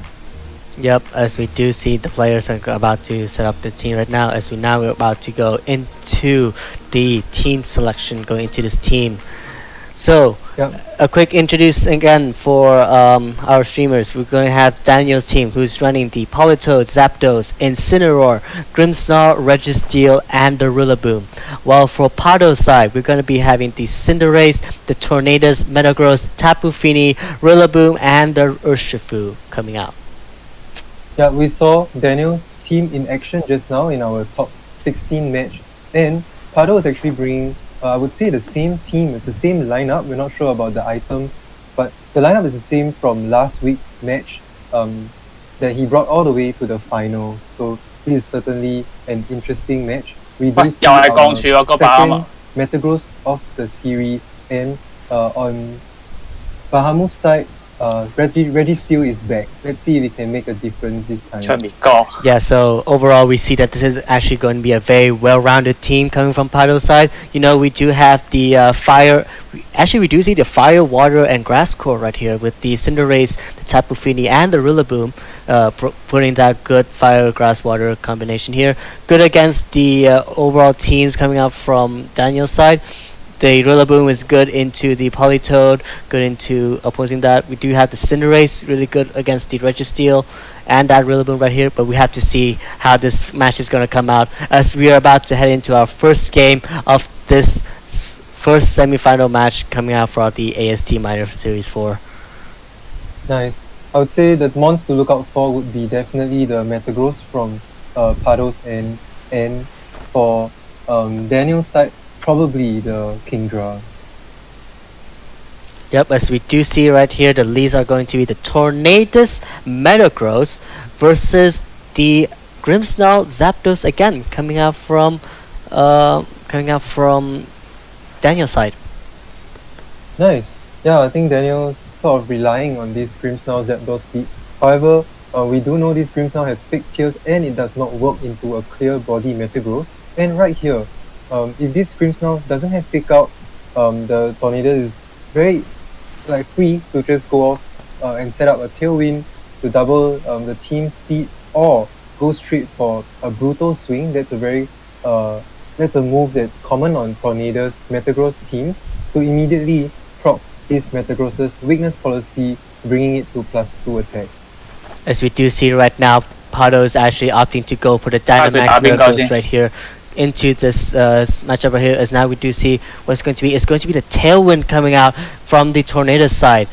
Faster making the Metagross faster here, as we do see a Reflect coming out from the Grimmsnarl, making sure that it's able to take at least some physical attacks really well right here, as we do see the mass steel spikes from the Metagross hitting into that Grimmsnarl spot right there, boosting its defenses up right.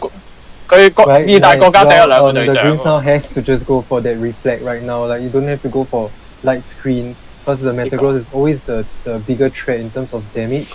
And then amazingly, the Grimmsnarl survives a very powerful max steel spike Reflect. And now Grimmsnarl is able to set up just another screens before it probably goes down. But on Pardo's side, everything is all set up. Everything is fast. He still has plenty of turns off Tailwind, and now he can easily threaten the brutal swing onto the Metagross, activating the Metagross, allowing it to do very good damage and get the most out of these Dynamax turns. Yeah, very well said. One quick thing, the switch from Zapdos into 點都想趴到贏嘅，嗰條友上次滾過住一條友揾隻洗衣機佬阿拉 switch 瘋狂咁換啊，換得好猖狂。Let's see if this switch 就係嗰條友 Zapdos helps Daniel or not. As we do see right now, Daniel was able to set up another leg screen come out. As now we do see the blue swing coming out from the Tornadoes, hitting into that Metagross, proccing the very right there. Oh, but the static hit onto the Tornadoes there, making sure that it's able to be slower for advances, as we do see a Steel Spike again coming out into that Grimmsnarl spot just to secure that KO right there. Well said, well said. Very, very interesting mind games over here, because we do know that a lot of Metagross could pose as a problem, right, for Pardo's side, because Registeel is always able to set up. It might even ignore this the weakness policy on the Metagross, because so Bahamut is trying to play, trying to do like interesting switches, trying to call a max quick, but Pardo doesn't fall for it. He just goes for a Steel Spike into the Grimmsnarl slot, because that's the most obvious. It's obvious that the Grimmsnarl might want to just stay in and go for another light screen, and that's what it did. And I think this Zapdos from Bahamut is very lucky getting the paralysis on Tornadus, because Tornadus doesn't usually have contact moves, but just so happens that Brutal Swing is a contact move and it gets that 30% paralysis. So some hacks might go in favor of Bahamut here. Yep, very well said. As we do see now, the Registeel is going to be pairing up with the Zapdos onto this field right here, just trying to make sure that it's going to be able to set up. Don't forget that Pardo has already used 2 turns of his Dynamax. Now it's a good chance for Daniel to actually goes for his Dynamax right here, as now we do see goes into the turn. Oh, we do see the switch out coming out from Pardo's side, going for the Tapu Fini switch instead. So now, I like this play. I would think that Pardo is definitely going for Steel Spike right here. Despite Steel Spike, despite Steel moves being not super effective into both the Zapdos and actually all 3 mons. But that's because he wants to give Tapu Fini a Steel Spike boost. But no, we do see a Max Quick instead. Does it go into the Zapdos? No, it goes into the Politoed. Yep, so now we do see the switch out coming out right here, as we do see the Registeel going to be switching back here, back out for Daniel's side. He has not been able to catch a break, I feel. True, yeah, but I think this kind of makes sense. When you see a Tornadus and Metagross lead, there is going to be that onslaught of damage. So always switching things up for for Daniels and only losing one mon in the process. And just you see 30% from a Politoed, I think this is not too bad of a trade. However, now Metagross is all set up. The question is, can Daniel use his Dynamax to his advantage in the late game to try and secure a win? As we do see now, oh, What? oh, Hello? wait, is this going to be what I think it is? It's going to be the giant Registeel coming out, opting to go for the max Registeel right here, coming out from Daniel's 其實極 side. 講算， Let's just see what this Registeel is able to do, man. 瘋狂極 Very 講 interesting 啦 coming 應 here. 該。 As we do see the Politoed Well, opting that's to it. go for the Body protect press. here just to secure itself. 唔通佢 We do 講 see the 少？ Tapu Fini going for the Hydro Pump, but 哦，俾 it 啦 missed. Hydro Pump Oh, that's big. 要 Fini With 用 that 咩 miss Hydro right Pump there. 啊？ That means he's not able to 抵 chip 輸 down 啦 that 你 Registeel ，Paddle slot as the Registeel is going for max steel spike right here, 我想佢 hitting 贏 onto 啊！ that Tapu Fini 但係佢 slot 學埋 right 呢 there. 個係 Oh, 粗 very, 嘢。 yeah, very interesting plays from both ends. Why Tapu Fini went for Hydro Pump while Metagross goes for an Ice Punch into Politoed? That's kind of sus. I think Bahamut did have a game plan to Dynamax Registeel in the first place, or it could be something that's spontaneous. But to me, this makes a lot of sense. Instead of going for Iron Defense, Registeel could keep spamming Max Steel Spikes to also boost its defense in that way, and it could secure a good end game against the Metagross. I felt like Pado's Metagross should have kept going for Max Steel Spikes instead of Max Quake, because the Zapdos wouldn't do as much damage into the Metagross as like Daniel always has Politoed to set up the rain. 係我真係 I 冇 think, 日本人喎。 not going for that Steel Spike only puts Fini and Metagross at +2 defense, and this Max Steel Spike might be useful on Daniel's end.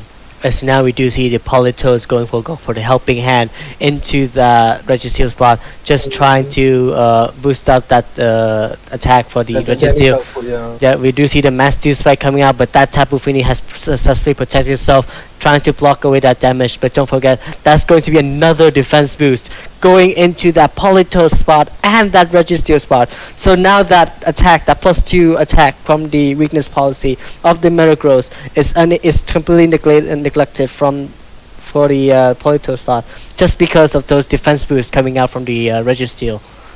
True, that's very well said. Notably, I think I forgot that the Max Steel Spike coming out from this Registeel is off of Flash Cannon, therefore it's a special attack. I think Yes. Then this Max Quake right from Metagross kind of makes sense now, because it makes both Metagross and Tapu Fini survive this like these special attacks coming out from Registeel. I think the Misty Terrain is also something interesting to note. Good move switching the Tornadus into Tapu Fini to ensure that Scalp doesn't get a burn on this Metagross. Yep, that's very much true. But now we do see that Moonblast coming out as Metagross opting to go for another Ice Punch into that Politoed slot. I think he's trying to stall out that Zapdos right here, but doing as much damage as we do see another Max Steel Spike coming into that Tapu Fini slot, chipping it down even further. But now that Registeel is now at +3 defense, and that Politoed is at +3 defense as well. Yeah, I'm not sure what Pado is trying to call. Like, for all 3 turns of Registeel's Dynamax, Metagross kept going for Ice Punch onto the Politoed slot. I think he might be thinking 3rd time's the charm, but no, he doesn't get it. It's always the Politoed that's staying in, clicking Helping Hand, helping this Registeel. And now, wow, there's this potential of Helping Hand Body Press. I think that might be quite scary, especially when Registeel is now at +3 defense. I think he's trying to secure that end game situation when he's just trying to chip down the Politoed, right? Because he knows he still has a Pokemon advantage lead here, considering that he still has all of his 4 Pokemons right now. So I feel like just continuously trying to chip down on that Politoed could secure him that in case of that Zapdos, in case he comes in. But we do see now the Politoed against opting to go for the Protect right here. Tapu Fini goes for the Hydro Pump. That's inside the rain, man.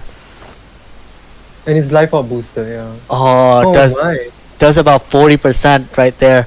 But now we do see the stomping tantrum into the from the Metagross side. But with that successful protect right there, and we do see the power press coming out. That's going to take down the Tapu Fini from the Yeah. Registeel side. That's actually really big. Well, what an interesting turn of events. I'm really not sure. Right, the stream lagged a little bit. I'm really not sure if Daniel sort of timed out there, but calling that the Tapu Fini does not go for protect and going for body press to take a KO onto Tapu Fini, that's quite impressive. Yep, because that body press is at +3, right? From the attack. As we do see now, the Urshifu could come out from Daniel's side. Wow. From Pado's side. From Pado's side, wow, Yeah. this is interesting. Urshifu would definitely go for a wicked blow here onto the Registeel. I think one thing to note also, Bahamut didn't switch in his Zapdos at any point in this game because I think he might also be stalling out the rain, as Zapdos could go for something like Max, something like Heat Wave to do good damage into this Metagross. Okay, this Stomping Tantrum is double in damage because the first one hit into a protect. 公尊 Cleanly taking out the KO. Very good Gong play Jun from Hong. Pado here. So we do see now actually the skull coming out for the Politoed here. It's going to probably look for the burn, but we don't see the burn coming out as now the final Pokemon from Daniel. from Daniel's side is going to come out, and it's going to be that Zapdos going into this coming turn right now. Yeah, I feel like Daniel managed to stall out the rain correctly, but unfortunately that Registeel had to go down there. I think that first Hydro Pump hit in rain was a good play from Pado's end. You know, when you're going up against Registeel, knowing that you have a Urshifu in the back to just go for crit wicked blows to ignore the reflect, right, coming out from that Grimmsnarl. There was a good combination of moves to take out this Registeel.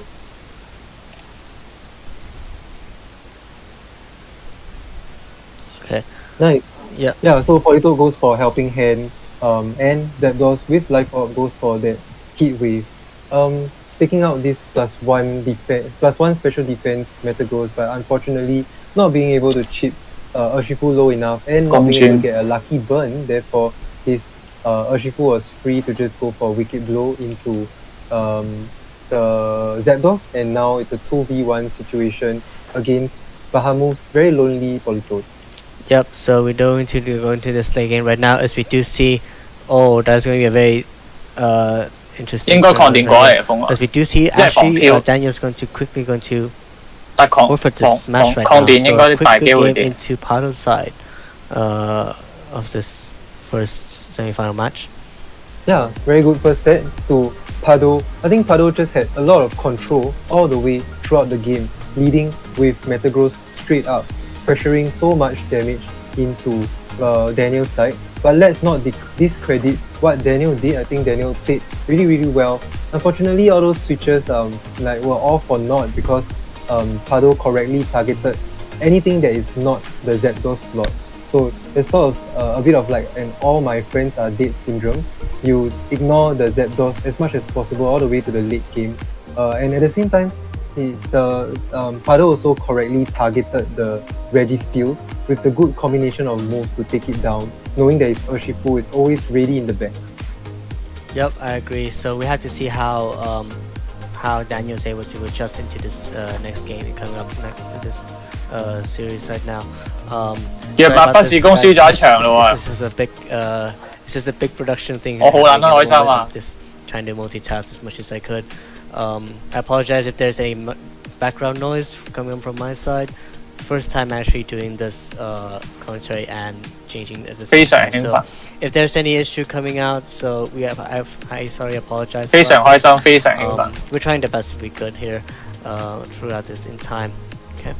Yeah, I think it's all good, Tam. I think everybody is having a good time in chat. I can see over here. There are quite a lot of supporters for Pado, I think, but like supporting Pado, wanting him to win the championship this time. As we jump into team preview again, in terms of like, I would say in terms of adjustment on Daniel's side, I'm not sure. I think like there's a chance that at first I thought like there was a Kingdra because I messed things up. Yeah, I thought Kingdra would be very good into this matchup, but no, the this Rain team with the Politoed does not have Kingdra.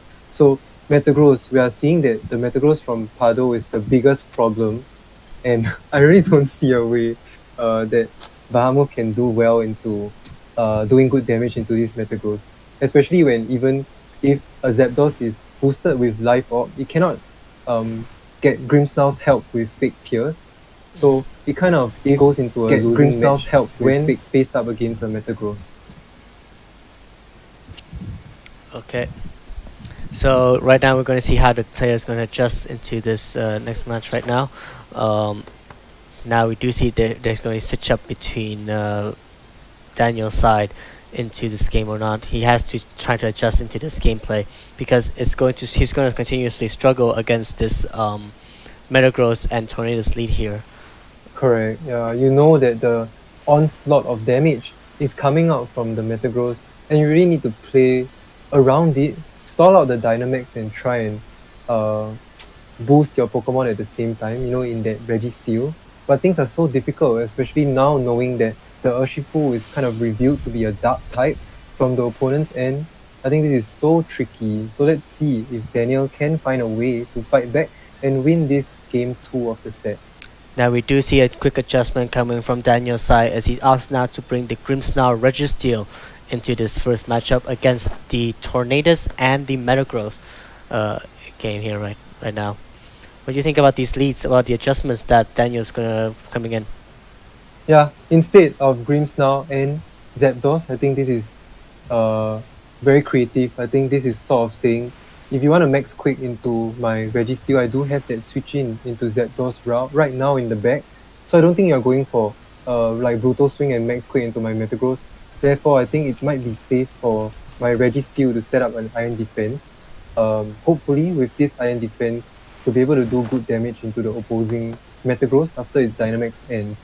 You know, however, Daniel just has to be so aware that the Urshifu is coming in and Urshifu ignores all those defense boosts with just that Wicked Blow. Let's see how Pardo responds. Yep, so we do see right now the Dynamax coming out from Pardo's side, opting to go for the Dynamax Metagross right there. As now we do see a quick Reflect coming out, as we do see the Brutal Swing from the Tornadus right away, plotting that weakness policy right away for the Metagross.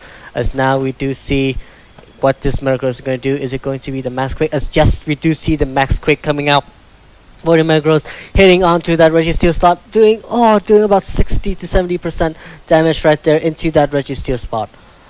That is so important for Pardo. Very, very important damage because Registeel is always going to prove to be the toughest one to take down. And Pardo really calls Daniel's bluff. He's saying, nah, you won't switch in your Zapdos in this position because like Pardo knows that he doesn't need to set up Tailwind. He just has to go for that Wicked Blow, knowing that Metagross outspeeds both Registeel and Grimmsnarl. Wow, very good play from Pardo. A good read with this Max Quake into the Registeel slot. Yep, so now we do see how we have to see how Daniel is going to adjust into the situation, right?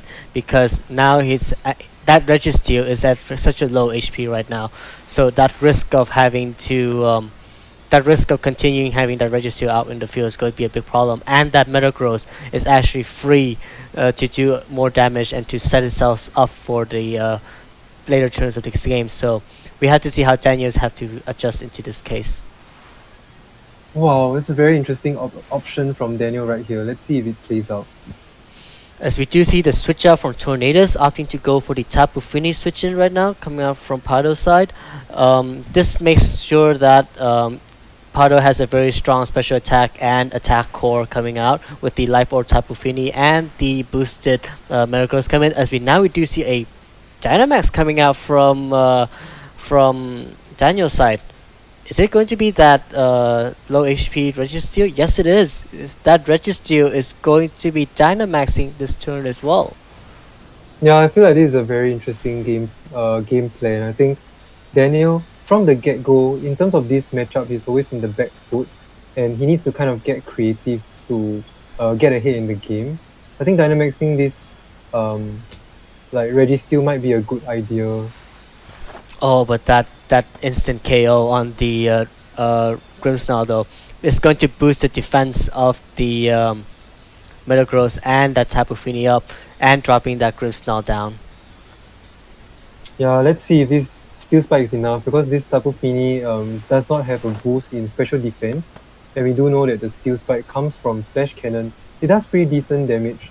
I think maybe with the Tapu Fini going like chipping itself down to Life Orb, I think it might be enough for the Registeel. Now we do see the next one coming in for Daniel's side. It is going to be that Rillaboom. So opting this time to bring the Rillaboom instead, bringing out the grassy terrain. This means that every turn Registeel is going to be recovering from the grassy terrain and from its leftovers, which can be really big here. Yeah, that's very well said. Wow, what an interesting Rillaboom set. With opting to have no Protect, no Fake Out, with just Swords Dance, High Horsepower, Drain Punch, and Grassy Glide. Yeah, this is still a mind game here, right? Like, I think the Fini would definitely protect or play defensive against the Rillaboom. So Daniel kind of has to like play out of his mind here to try and get ahead in the game. There's so much damage coming out from Metagross on Pado's side. Yeah, that is true because of this weakness policy proc, right? With this +2 attack coming out and that risk of having that tailwind setup right here. Don't forget that there's no tailwind setup at the moment because of the switch in from the Tapu Fini instead. So now we do see right here another max Steel Spike coming out from the Metagross, hitting onto that Politoed side right here. Not going to be as effective because of the type of the water type here, but we have to see what is this going to be coming out from Registeel, as Registeel opts to go for the max Steel Spike, hitting into that Tapu Fini slot right there, but from the Protect, not going to do as much damage as it wants to. Interesting. Yeah, I would say like it might be sort of like one step forward and a few steps back because Daniel correctly predicted that this Metagross is going to go for a max Steel Spike to try and take down the Rillaboom, but and bringing the Politoed in to resist the Steel Spike through Reflect. However, that kind of helps the Tapu 啲 Fini 原來 in a 膝球 sense 講嘢 because 啱啱。 Tapu Fini 哇 right now has 可 a 惜 super powerful 如果 Life 第一 Orb 局隻龜有手到就 being boosted in rain. Yeah, that's true. And plus that Metagross is now at really high at really high defense boost, right?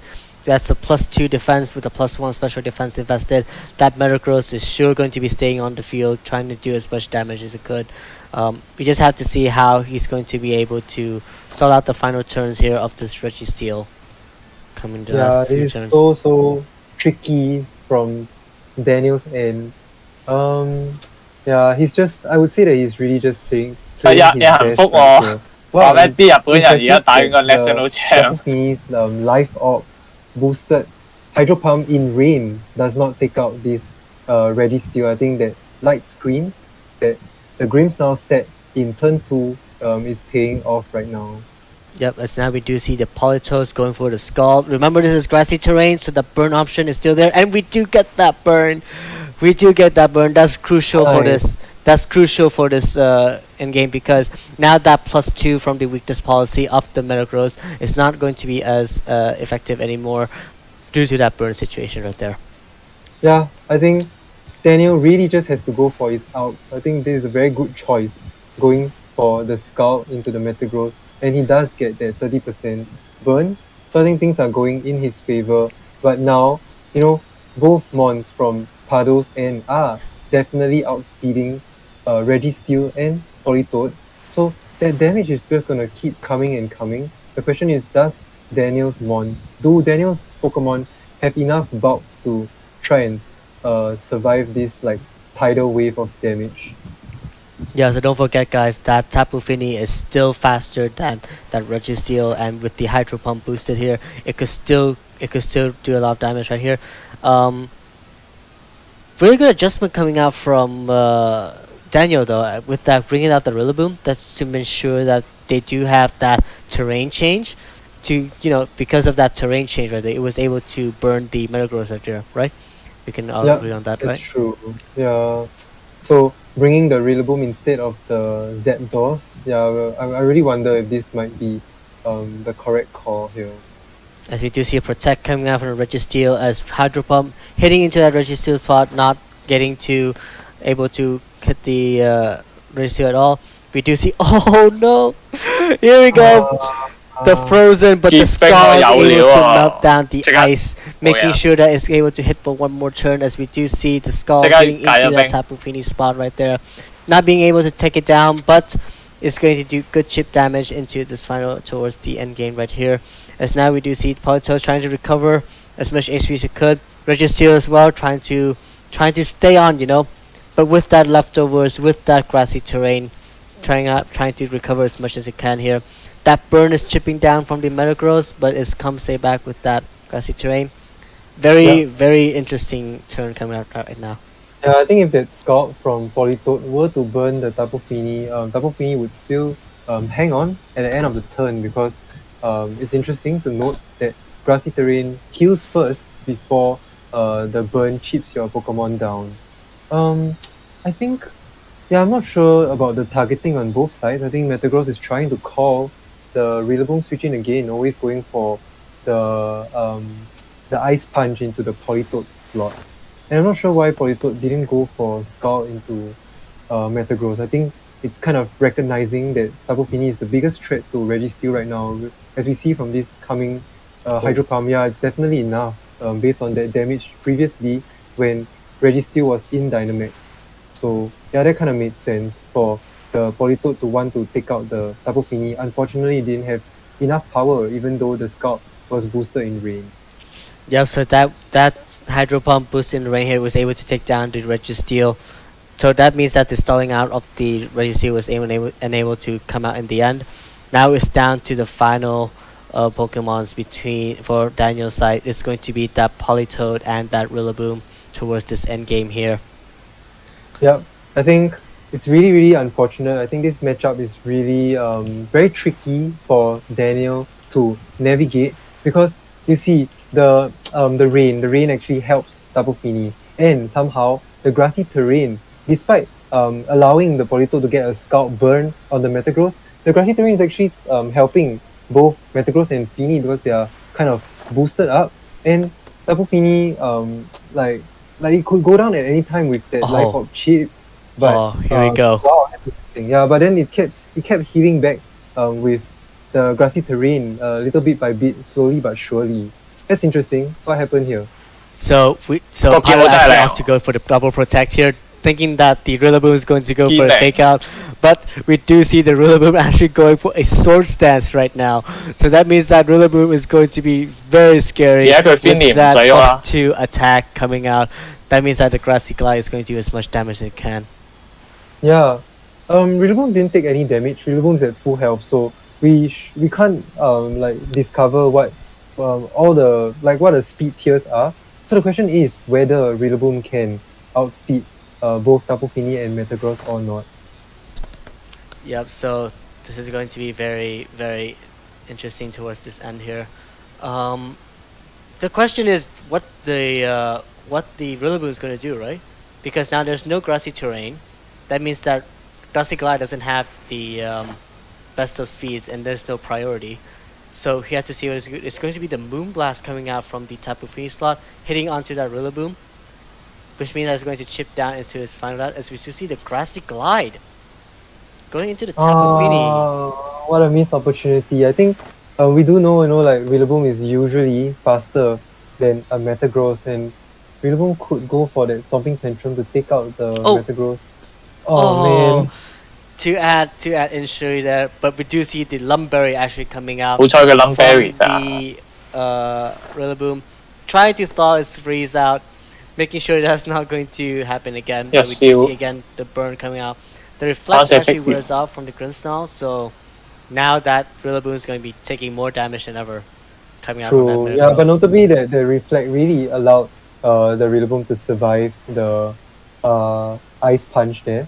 Very interesting item choice from Daniel. Trying to prepare for the meta game where there are quite a lot of mons that are free to always go for Will-O-Wisp, and what a good tech to put that Lumberry on this Rillaboom. So that kind of saved the Rillaboom from the unfortunate freeze just now. But now Urshifu comes in, and Urshifu is definitely the fastest on the field. Yep, there we go. This is going to be the Urshifu endgame right now. That Urshifu is free to hit on whatever it wants, right? So now we're going to see how this is going to end out series for Pado right here. Yeah, I think the Rillaboom switching out just now into Polito, that was such a good play. Unfortunately, the turns played out, and then Pado was able to push on so much damage and take out that Registeel in time for the Rillaboom to come in on the last turn of Grassy Terrain. So that was quite unfortunate. Because if Rillaboom did still have that another fresh 5 turns of Grassy Terrain, that would put on so much pressure against this Urshifu because it's a priority move. Yep, so now we're going into the final turns with that Rillaboom was able to be fainted, making sure that there's no towards the end anymore. So it's just Politoed against the world now, as we do see another Wicked Blow coming out from the Urshifu, finishing off the Politoed. That secures the win for Pado right there. Yeah, good games to both players. Very solid game plan from Pado. He knows that his Pokemon are always the fastest. In game 1, I think it's just setting up that Tailwind. It's a form of insurance against the Zapdos because Zapdos is naturally faster than Metagross. However, in game 2, seeing that there is no Metagross coming out, going straight for the turn 1 Brutal Swing, and I think it's very difficult for Daniel to recover 呢 from 條友 the 真係苦碌 onslaught 碌 of damage 用運氣贏嘅 that 啫 came from 喎。 a +2 我覺得佢唔勁喎，講真。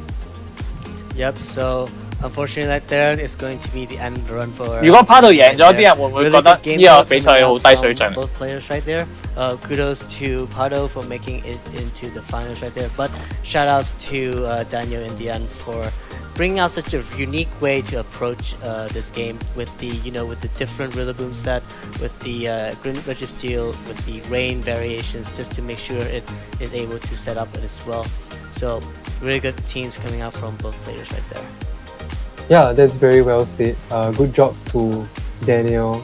Then, as for Pado, congratulations for moving on to the finals yet again, 2 weeks in a row. Very impressive coming from our Italian friends.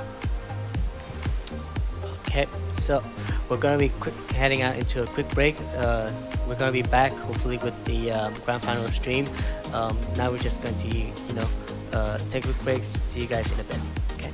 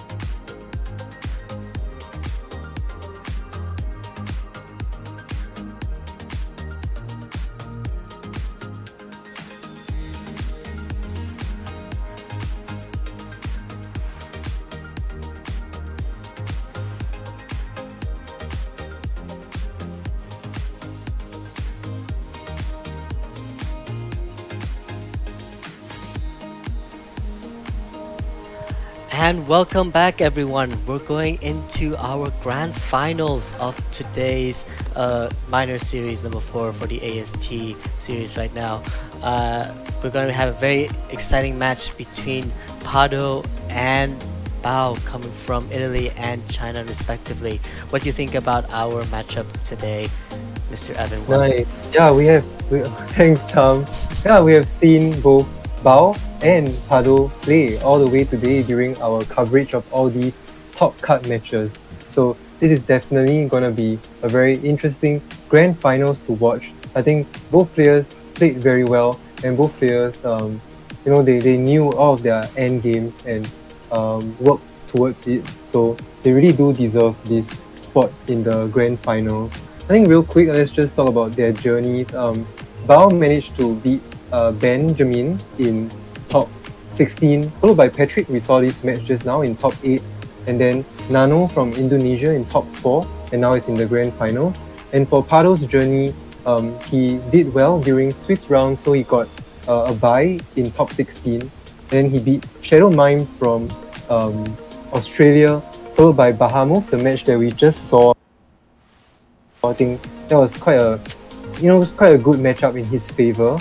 And then now we are here in our finals, and we do have Tapu Fini and Metagross, sort of a mirror match in front of us. However, the rest of the cast could be interesting, and they do make a difference in this match. Now we do going into our team preview right here. It's going to be Pado running the Cinderace, Tornadus, Metagross, Tapu Fini, Rillaboom, and Urshifu single strike, while his opponent Bao will be running the Metagross, Factory, Grimmsnarl, Tapu Fini, Landorus, and the Rotom Heat. Both players are going to be ready, and we're going to head into our first game of the grand finals match. Let's see how the players going to lead, and we're going to have a great time together with this grand finals here for the minor number 4. Yeah, this really brings me back all the way to the start of Series 7, where everybody just went towards Metagross, right? Thinking that Metagross could be the mon that sort of makes the most impact in this meta game. And then slowly but surely, I think the more players are more prepared against something like Colossal. So now, in this stage, like at this time, in Series 9, we do see both Metagross teams getting into the finals. I think there is kind of no surprise. And what's interesting here is there is a Tornadus Metagross, an interesting combination versus the Spectre Metagross. But this is not these are not the leads we see right here. Yep, as we do see right now is going to be... Whoa, okay. Yep. As now we do see the change up coming out from Pado at the moment. It's going to be changed up from Pado at the moment, opting to go for the Rotom Heat first, as Metagross is going to protect itself from upcoming damage right now. As we do see the Tailwind coming out from the Tornadus side, we just have to see. Yeah, I think that should be the Will-O-Wisp coming from the Spectre, and very good turn from Pado. I think this protect helps in both ways. I think Bao was leading Landorus to sort of pressure the Metagross with damage, so it's no surprise for Metagross to just go for the protect there. And now with Tailwind set up, both mons being faster than the Rotom and the Spectre, Bao can just go for that Brutal Swing Dynamax Metagross combination. Yep, as now we do see the Dynamax coming out for the Metagross into this turn right here. As we previously mentioned, it has already been Tailwinded up, so now the mons coming out from Pado's side has the Tailwind advantage of going first, as we do see the Brutal Swing coming out from the Tornado slot, hitting onto all 3 Pokemons on the field, with the Metagross proccing its weakness policy, boosting its attack and special attack right there. That was a little lucky crit onto the Rotom there, and very correctly going for Max Quick in front of 2 potential special attackers, now boosting Tornadus and Metagross by 1 stage of special defense. And both of them are actually weak to the Rotom Heat, so let's see how things happen right now. Yep, so now we do see that break coming out, as now we see, the nasty plot coming out from the Rotom Heat there. just to make sure that it's able to get a high attacking, special attacking power going into the next turn. But with that drop of the Spectre, we have to see what this upcoming monster can be. It's going to be the Landorus Therian coming back in for Bao's side right now. Yeah, interesting play coming from Bao. I think Bao is saying, since you're going to Dynamax your Metagross, you are only going to target one mon. So let me make you choose. Do you want to target my Spectre that's going to Will-O-Wisp you, or do you want to target my Rotom Heat that is going to go for Nasty Plot to boost the special attack, posing a big threat into the Metagross. The Metagross has one boost in terms of special defense, so let's see how things play out. Let's see if this Metagross is able to survive the Max Flare coming out from Rotom, potentially. And we do know that this Metagross has access to Ice Punch, like we saw it freeze a couple of mons just now, which means Metagross might not have that move slot for Max Rockfall, so it might not have enough in its tank to do damage into this opposing Rotom from Bao right here. As now we do see the switch from the Tornadus going into the Tapu Fini slot right here. So now we do see the Misty Terrain going to come out. We just have to see if there's going to be a potential Dynamax coming out, as we do see the Dynamax coming out from Bao's side. Most likely going to be the Landorus Therian going to be that's right. Dynamaxing. That's the fast ball. Shout outs to a very nice shiny Landorus in a fast ball. Yeah, there we go. That Dynamax Landorus is going to be hitting onto that field, trying to do as much damage as it can, as we do see the Max Guard coming out on the Landorus spot right here. That's going to stop the Metagross. That's going to stop the Metagross from doing damage onto that Landorus spot right there. As now we do see that Overheat is going to do big damage into that Metagross spot right now. Immaculate EVs from Pados, and with that +1 special defense boost, Metagross was actually bulky enough to survive a +2 overheat from a Rotom. That's such a powerful move into a Dynamax Pokemon. So clutch survival with, I think, 2 more turns of Tailwind. This looks to be Pado's game to close out with access to that Max Hailstorm into the Dynamax Landorus, and Tapu Fini can just go for that Life Orb, either Hydro Pump or Muddy Water. As now we do see, oh no, here we go. The allies switch coming out from that Rotom Heat. Going to be switching places with that Landorus, as Tapu Fini successfully goes for the Hydro Pump into that Landorus spot. But with that Max Hailstorm hitting onto that Rotom Heat, not going to be very effective into this Rotom Heat at all. We have to see what this Landorus is going to do now. My gosh, that's impressive damage. That's a resisted hit.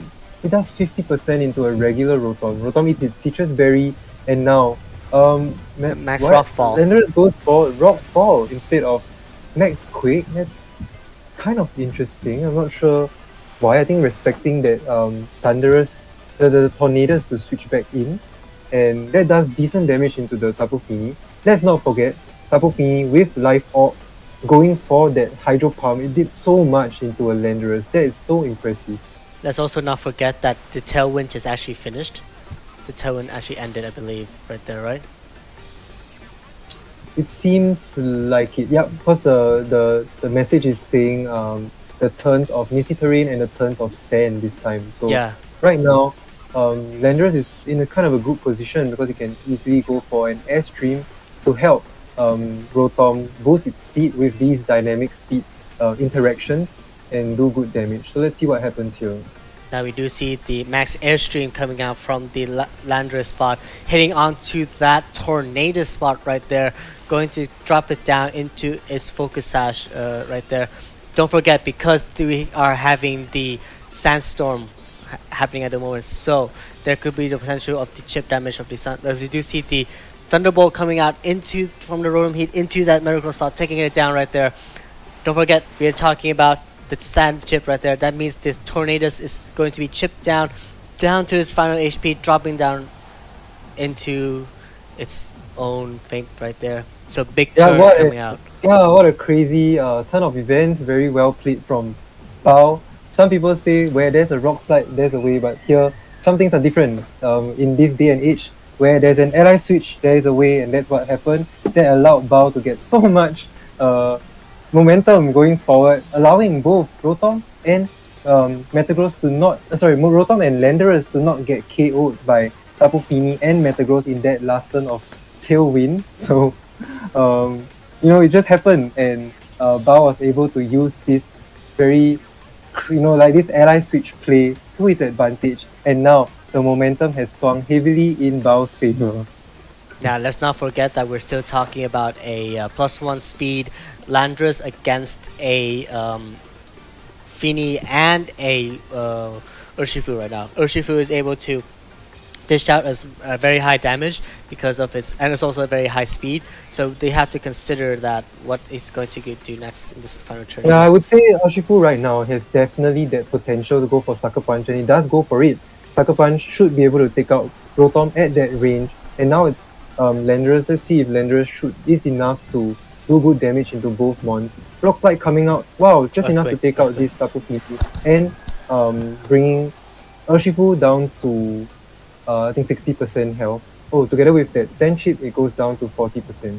Yep, that Earthquake from the Landorus being able to do big damage into that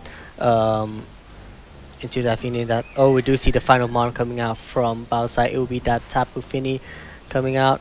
It will be a Tapu Fini against an Urshifu against all of them actually.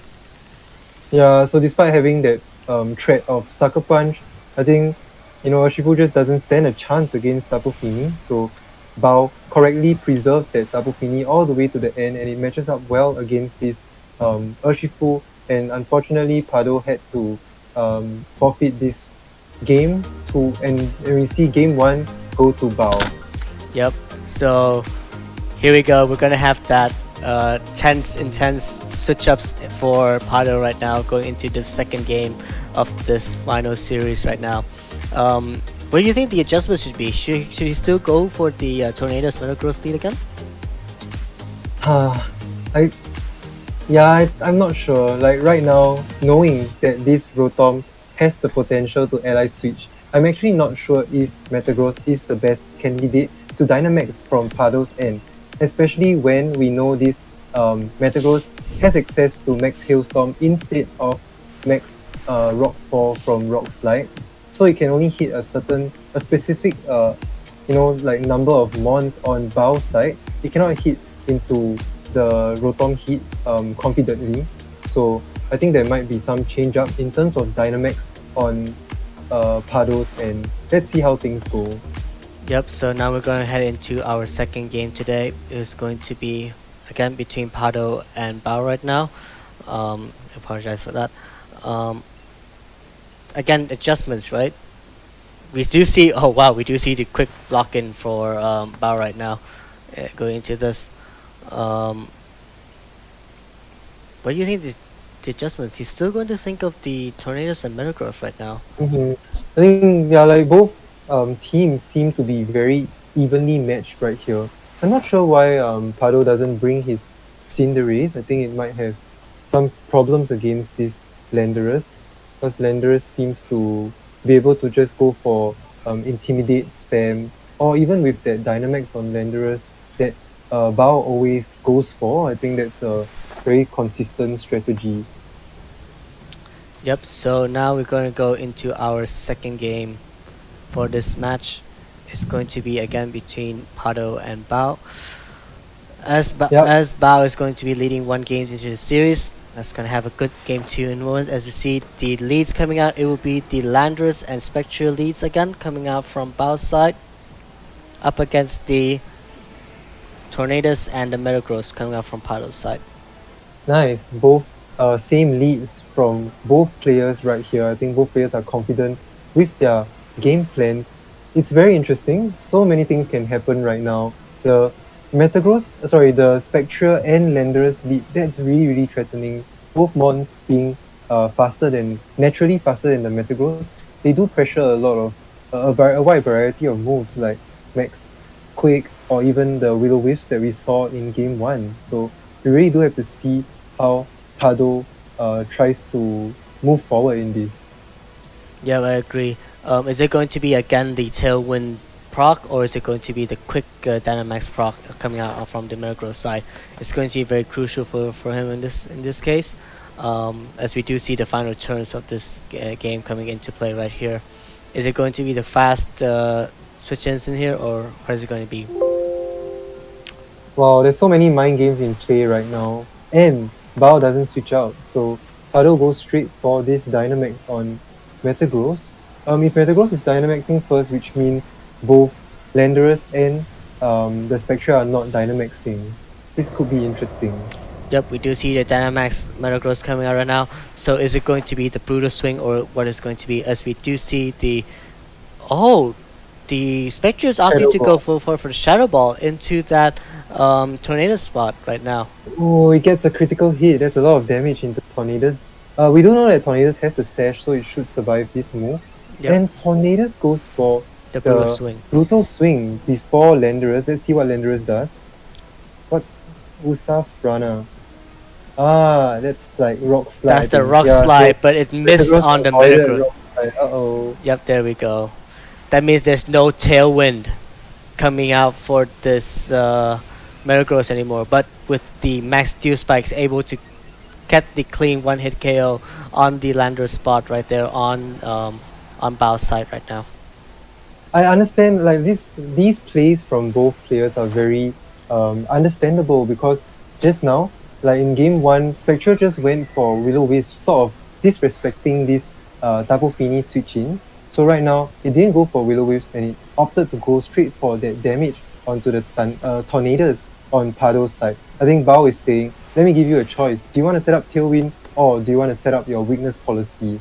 If you set up your weakness policy, then my Shadow Ball plus Rock Slide combination will take out your Tornadoes, and you don't get that speed control. So right now, Spectre on Bao's end is always going to be the first to attack.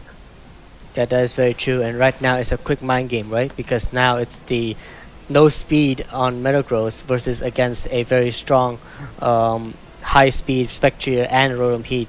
So we have to see whether or not he wants to Dynamax in this turn, and we have to see how this matchup is going to change the situation. We do see. Yeah, notably, I'm pretty sure this is Spectral, because I don't know. I think it could be either one. But the thing is, like Metagross went for it's a Rotom. I was saying Metagross went for a Max Steel Spike, so it didn't get like a Max Quick boost against these two mons. So now I would say that Spectre and Rotom are both free to just go for the like super effective attacks into Metagross. Here we do see the Snarl coming out from Spectre. Wow, this Spectre got a second crit. At first crit the Shadow Ball onto Tornadoes, and now crit a Snarl onto Tapu Fini. And Tapu Fini goes for Hydro Pump, but it's not enough to even do 50% to a Rotom. As we do see the Max Lightning coming out for the Rotom Heat, hitting onto that Tapu Fini slot, quickly taking it down into its final ends here. As we do see Tapu Fini is going to be fainted here. Now the Metagross is able to go for the Max Quake into that Spectre slot, going to be taking down that Spectre, and it's going to be leaving with Pado with only just 2 mons left. Yeah, this feels like a game of checkers. You just keep trading your pieces until you come up with something good in the end. So it's just Dynamaxing and then go boom boom boom, attacking the correct slot. Very good targeting from Bao over there. You didn't have to call that Metagross going for Max Guard or anything. It's a free KO into the Tapu Fini slot if you go for that Max Lightning. Now this all rests on that Urshifu, right? Because that Wicked Blow, if it's not going to be high enough, if it's going to be able to take down that Rotom Heat or not, or will it be able to withstand that Wicked Blow and retaliate back into the Metagross with a very strong Max Flare of some sort? Do you think it should go for even for a Max Flare, because the Max Flare can nerf down the damage from the Tapu Fini? Oh, that's very well said. Yeah, right now, I think the biggest target on Pado's end should actually be that Metagross, because Tapu Fini cannot realistically hit Metagross super effectively. Let's see how things play out. Tapu Fini goes for Protect. I think Urshifu should go for that Wicked Blow into Rotom. Yep, and it takes down the Rotom. That's really big. That's actually quite big because now there's no way to successfully hit on that Metagross reliably at all. Yeah. As And we- then Metagross goes for a Steel Spike. It does the most damage into Tapu Fini here. Wow, that's a very impressive chunk of damage. And with +2 with +2 defense and +1 special defense, with special defense being the more important stat right now, I think this Metagross can easily close out this end game against the Tapu Fini on Bao's end. I was a bit not used to this Tapu Fini recovering from leftovers because I kept thinking of Pado's Tapu Fini with the life orb. That's such an interesting set, but this kind of reminds me of the game that we covered, Bao against Patrick just now, right? Bao's Tapu Fini was able to close out so many end games. and now we do see that forfeit coming out from Bao. It will go back into a game 3. Let's Now- go! Yep, with that trade of Mons right now, we're going ahead into a game 3 right at this moment. What do you think with that game? So you said it really well. It's basically a game of checkers, right? We just trade Mons with each other until we have the advantage Mons for our game board. And it turned out that actually Pado was able to get a better game board than Bao towards the end game. Yeah, I thought that Tapu Fini going for the Hydro Pump into the Rotom Heat, the Dynamax Rotom Heat, that was really crucial right there. And I think it did pay dividends for the Urshifu to come in and go for that Wicked Blow, securing the KO on Rotom Heat. It was very iffy in that position. Bao had a choice of Spectria or Rotom Dynamaxing, right? And I think either Dynamaxmon would have been bad because if he Dynamax the Spectra, then Urshifu would come in and go for Sucker Punch. So I think Bao kind of needs a better game plan against this Dynamax Metagross. Yep, so we're gonna go back for our game 3 now. It's good. It's a very tense game 3 because the winner of this game is going to be our minor series 4 winner for this. But very interesting showcase of the team so far. We do see that there's going to be a different approach coming into this game. What do you think about this approach now as we go into game 3? This will be our final game between Pado and Bao that's coming into our last game of the day. That's going to have a great time here with everyone here, okay? Yeah, what a nice way to end the day, right? With both players back against the wall, fighting for this last set to win the whole series, to win our AST Major number 4. And wow, what a complete switch up of leads. What do you see here? Yeah, we do see the switch ups from everyone now. We do see the Grimmsnarl and Rotom Heat coming out now for Bao side, while Pado is opting to go for the Tornadoes and Urshifu single strike leads coming here. Very Whoa, what? very different approach between both players of what they want to bring. We've seen this lead from Pado before. There was one time in the major series that he led with Tornadoes and Urshifu, pressuring so much damage right away with Tailwind and Wicked Blow. But we do see a switch up here. Yep, Pado's opting to bring the Rillaboom in instead, with the Rillaboom different from what he brought from the other 2 games here. Let's see what's going to be the switch ups here, as maybe the Grassy Terrain is going to come out, as we do see the ally switch coming out from the Rotom Heat. Probably guessing he wants to taunt here, but we do see Tornadoes going for that Air Slash into that Rotom Heat slot, but it was probably going into the Grimmsnarl, but no. Now we do see the Spirit Break coming out from the Grimmsnarl, hitting onto that Urshifu slot, which is now a Rillaboom. So really good prediction coming there from Bao, but Pado was able to read that further, and be able to switch appropriately. Very well said. I thought that was a very safe switch, knowing that the Grimmsnarl might have that threat of the Spirit Break into the Urshifu. So very well played on Pado's end. However, this is totally not over, right? Bringing an Urshifu in front of the Rotom Heat, that's very, very scary. Now we do see the Reflect coming out, but with the Air Slash coming in, hitting onto that Grimmsnarl spot, as we do see the Nasty Plot coming out for the Rotom Heat right there. Going to be boosting up the special attack here, as we do see the Rillaboom going for the Wood Hammer, hitting onto that Grimmsnarl, taking it down right away. Nice, interesting turn of events. Very ballsy for Pado to just let that Rillaboom stay in front of the Rotom Heat. And I think Bao played really well, like taking this very golden opportunity to set up that nasty plot on Rotom. And now Landorus comes in. Yep, now we do have the Landorus coming in, substituting for that Grimmsnarl spot. Really good, again, pretty good Dynamax potential right here. That does not forget that Rotom Heat is now at +2 special attack.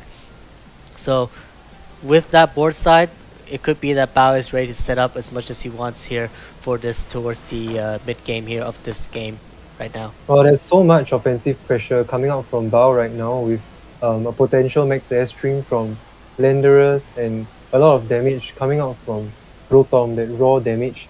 This ball, we see it all day today. Bao always Dynamaxes his Landorus, and sure enough, it does help him a lot here. Yeah, we do see the Dynamax Landorus coming out right now.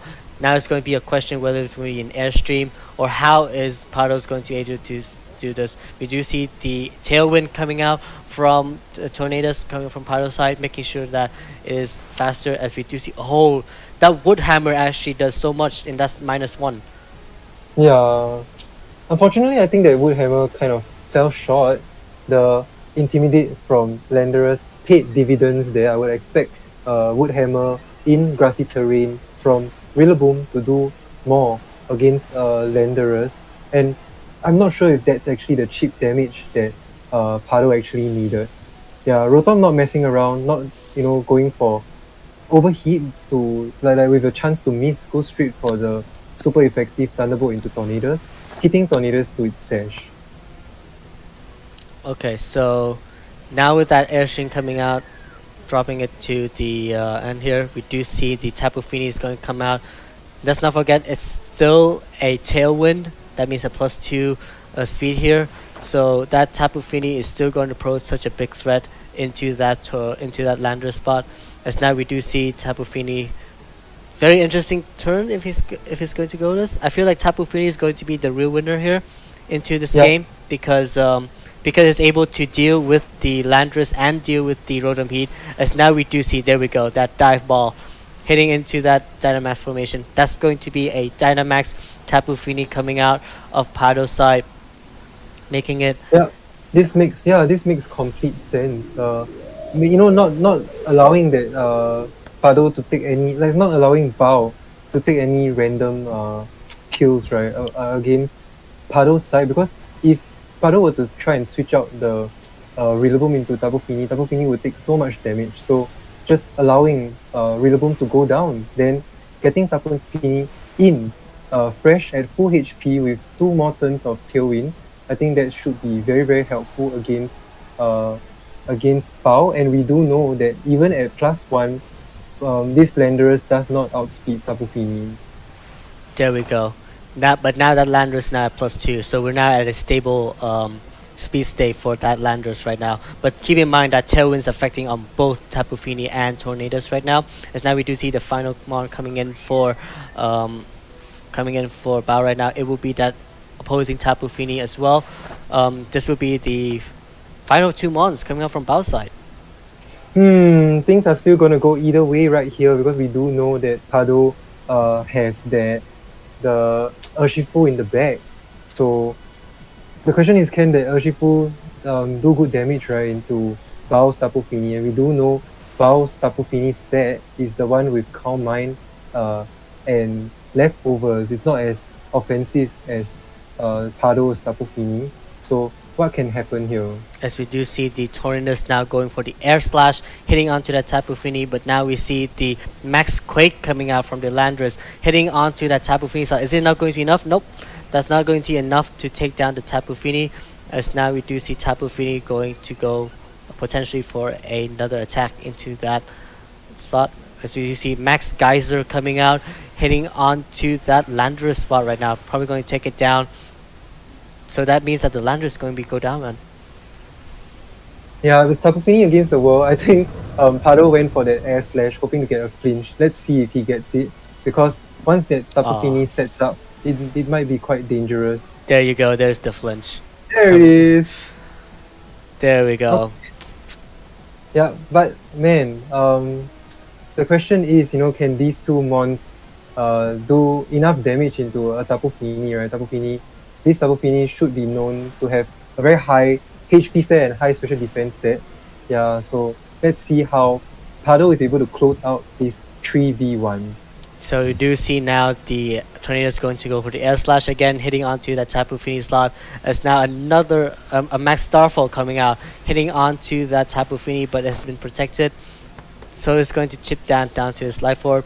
That leftovers is going to continue doing more damage onto that Tapu Fini, recovering the HP back up.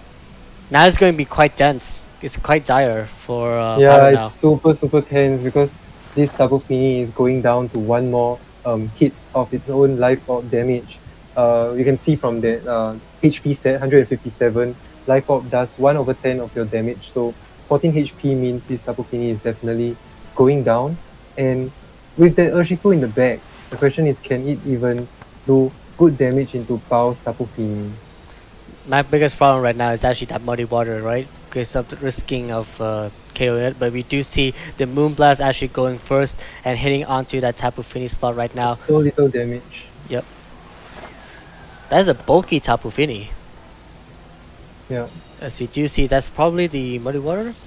That's Yeah, going to be it could be either. Yeah, it could be either Muddy Water or Moonblast. I would expect Moonblast since Bao should understand that the Tapu Fini on Pado's end is going to go down.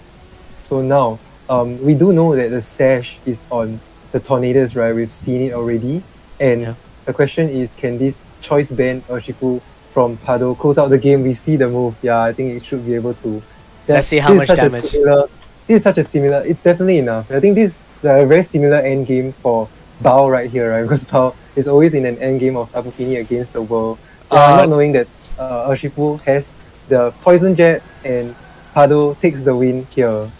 There we go. That will be the final blow into Bao's endgame right here, as Pado was able to take down Bao coming in from China here. Congratulations to Pado for winning our 4th minor series for the AST minor series this week. Really good game towards the end. What did you think? Yeah, big congratulations to Pado. Forza Pado. Yeah, and Forza Ragazzi, right? I think I said that right in Italian. Wow, well deserved and very well played. Like, despite, like you would think that Rillaboom would be the biggest threat towards Bao's Tapu Fini, and still saving that Urshifu all the way to the end game, coming up with that surprise of Poison Jet. Specially tech for opposing grass types or opposing fairy types, especially fairy types. That was such a well played game plan coming out from Pado, and I certainly think that he deserves this win. Yep, we can see towards that end that Tornadoes, that Tapu Fini trying to finishing off that Tapu Fini from Bao's side towards the end. Really good end game setup towards Pado as well. Bringing in that Rillaboom to adjust the field. 一定係同阿 Pado 講狂腳啊！ Pokemon, right? We have to 幾唔想佢輸俾嗰個傻仔。 always think of how the ways we can play around 佢 hash 我㗎嘛。 in order to bring out the best for our team and to bring out the victory right here. Yeah, very well said. I would say in this game of checkers and trading pieces, Pado really preserved the correct pieces all the way to the end. That there was one protect from Tornadoes in that second last turn. That's also quite strategic, right? To allow that maybe a Muddy Water to always be spread damage and allow another chance for Tornadoes to go for air slash flinch onto Tapu Fini. I think that turn of bringing in that Rillaboom to sort of bait out a Dynamax from Bao's end and then patiently waiting for 2 turns of Dynamax to end while setting up Tailwind at the same time was a very good strategy from Pado's end, and it played out perfectly. Yep, I couldn't agree more to that. So once again, congratulations to Pado for winning our AST series minor series number 4 today. Great huge congratulations to everyone who have been part of the stream so far, and thank you all for the players. Sorry, thank you all for players for joining in for our this weekend for our tournaments. Any last words, Mr. Evan? Yeah, I just want to say good job to the rest of the players that we've seen today. Very interesting plays. We did see interesting Dynamaxes like a Dynamax Registeel, right? So this has been a very eventful day, and what a pleasure from me to cast all these matches. Yep. So don't forget, guys, we do have our next series, minor series, coming out for next week. It will be on the 23rd of July. We're going to have continuously bring out more tournaments for you guys, especially towards our Asian community. Don't forget, PopGov, we are always trying to help more of our players here in our Asia community. Don't forget just to join our Discord or to join our streams every weekend to enjoy some games with us, and to always follow us on social media. Let's not forget we have our Twitter, our Facebook accounts. Follow us on social media there just to get the latest news of how the players have been using, what teams have been using. For our minor next week, it will still be on Series 9. Even though that the hype of Series 10 is always that, but we want to continue on with our followings of the Pokemon's settings of the tournaments. We're gonna continue on for our Series 9. So you're gonna see more Dynamax next week. Just to say off before we head into the next month of having different ways into our play sessions next week. When we turn into a new series. I think this can be a niche for us, like if you also still want to practice some Series 9 matches, if you do need to do it, like we do know that the Japanese Nationals today was held in Series 9, so this format is still pretty valid. And at the same time, if you play too much of Series 10 and you get tired of not being able to Dynamax, then why not come join our AST, right, minor Series 5, so that you're still able to use this Dynamax mechanics to its full potential. There's so much more creativity that can come from Dynamax format. Okay, it's very well said, sir. Once again, we will be turning off our stream for tonight. Thanks again, Evan, for joining me for our stream tonight. Thanks for covering me throughout the entire sessions. I'm always here to help. Yeah. Okay. So, for me and the entire production, thank you all for watching, and we will be signing off right now. See you all next week, and don't forget, keep on playing Pokemon. Bye.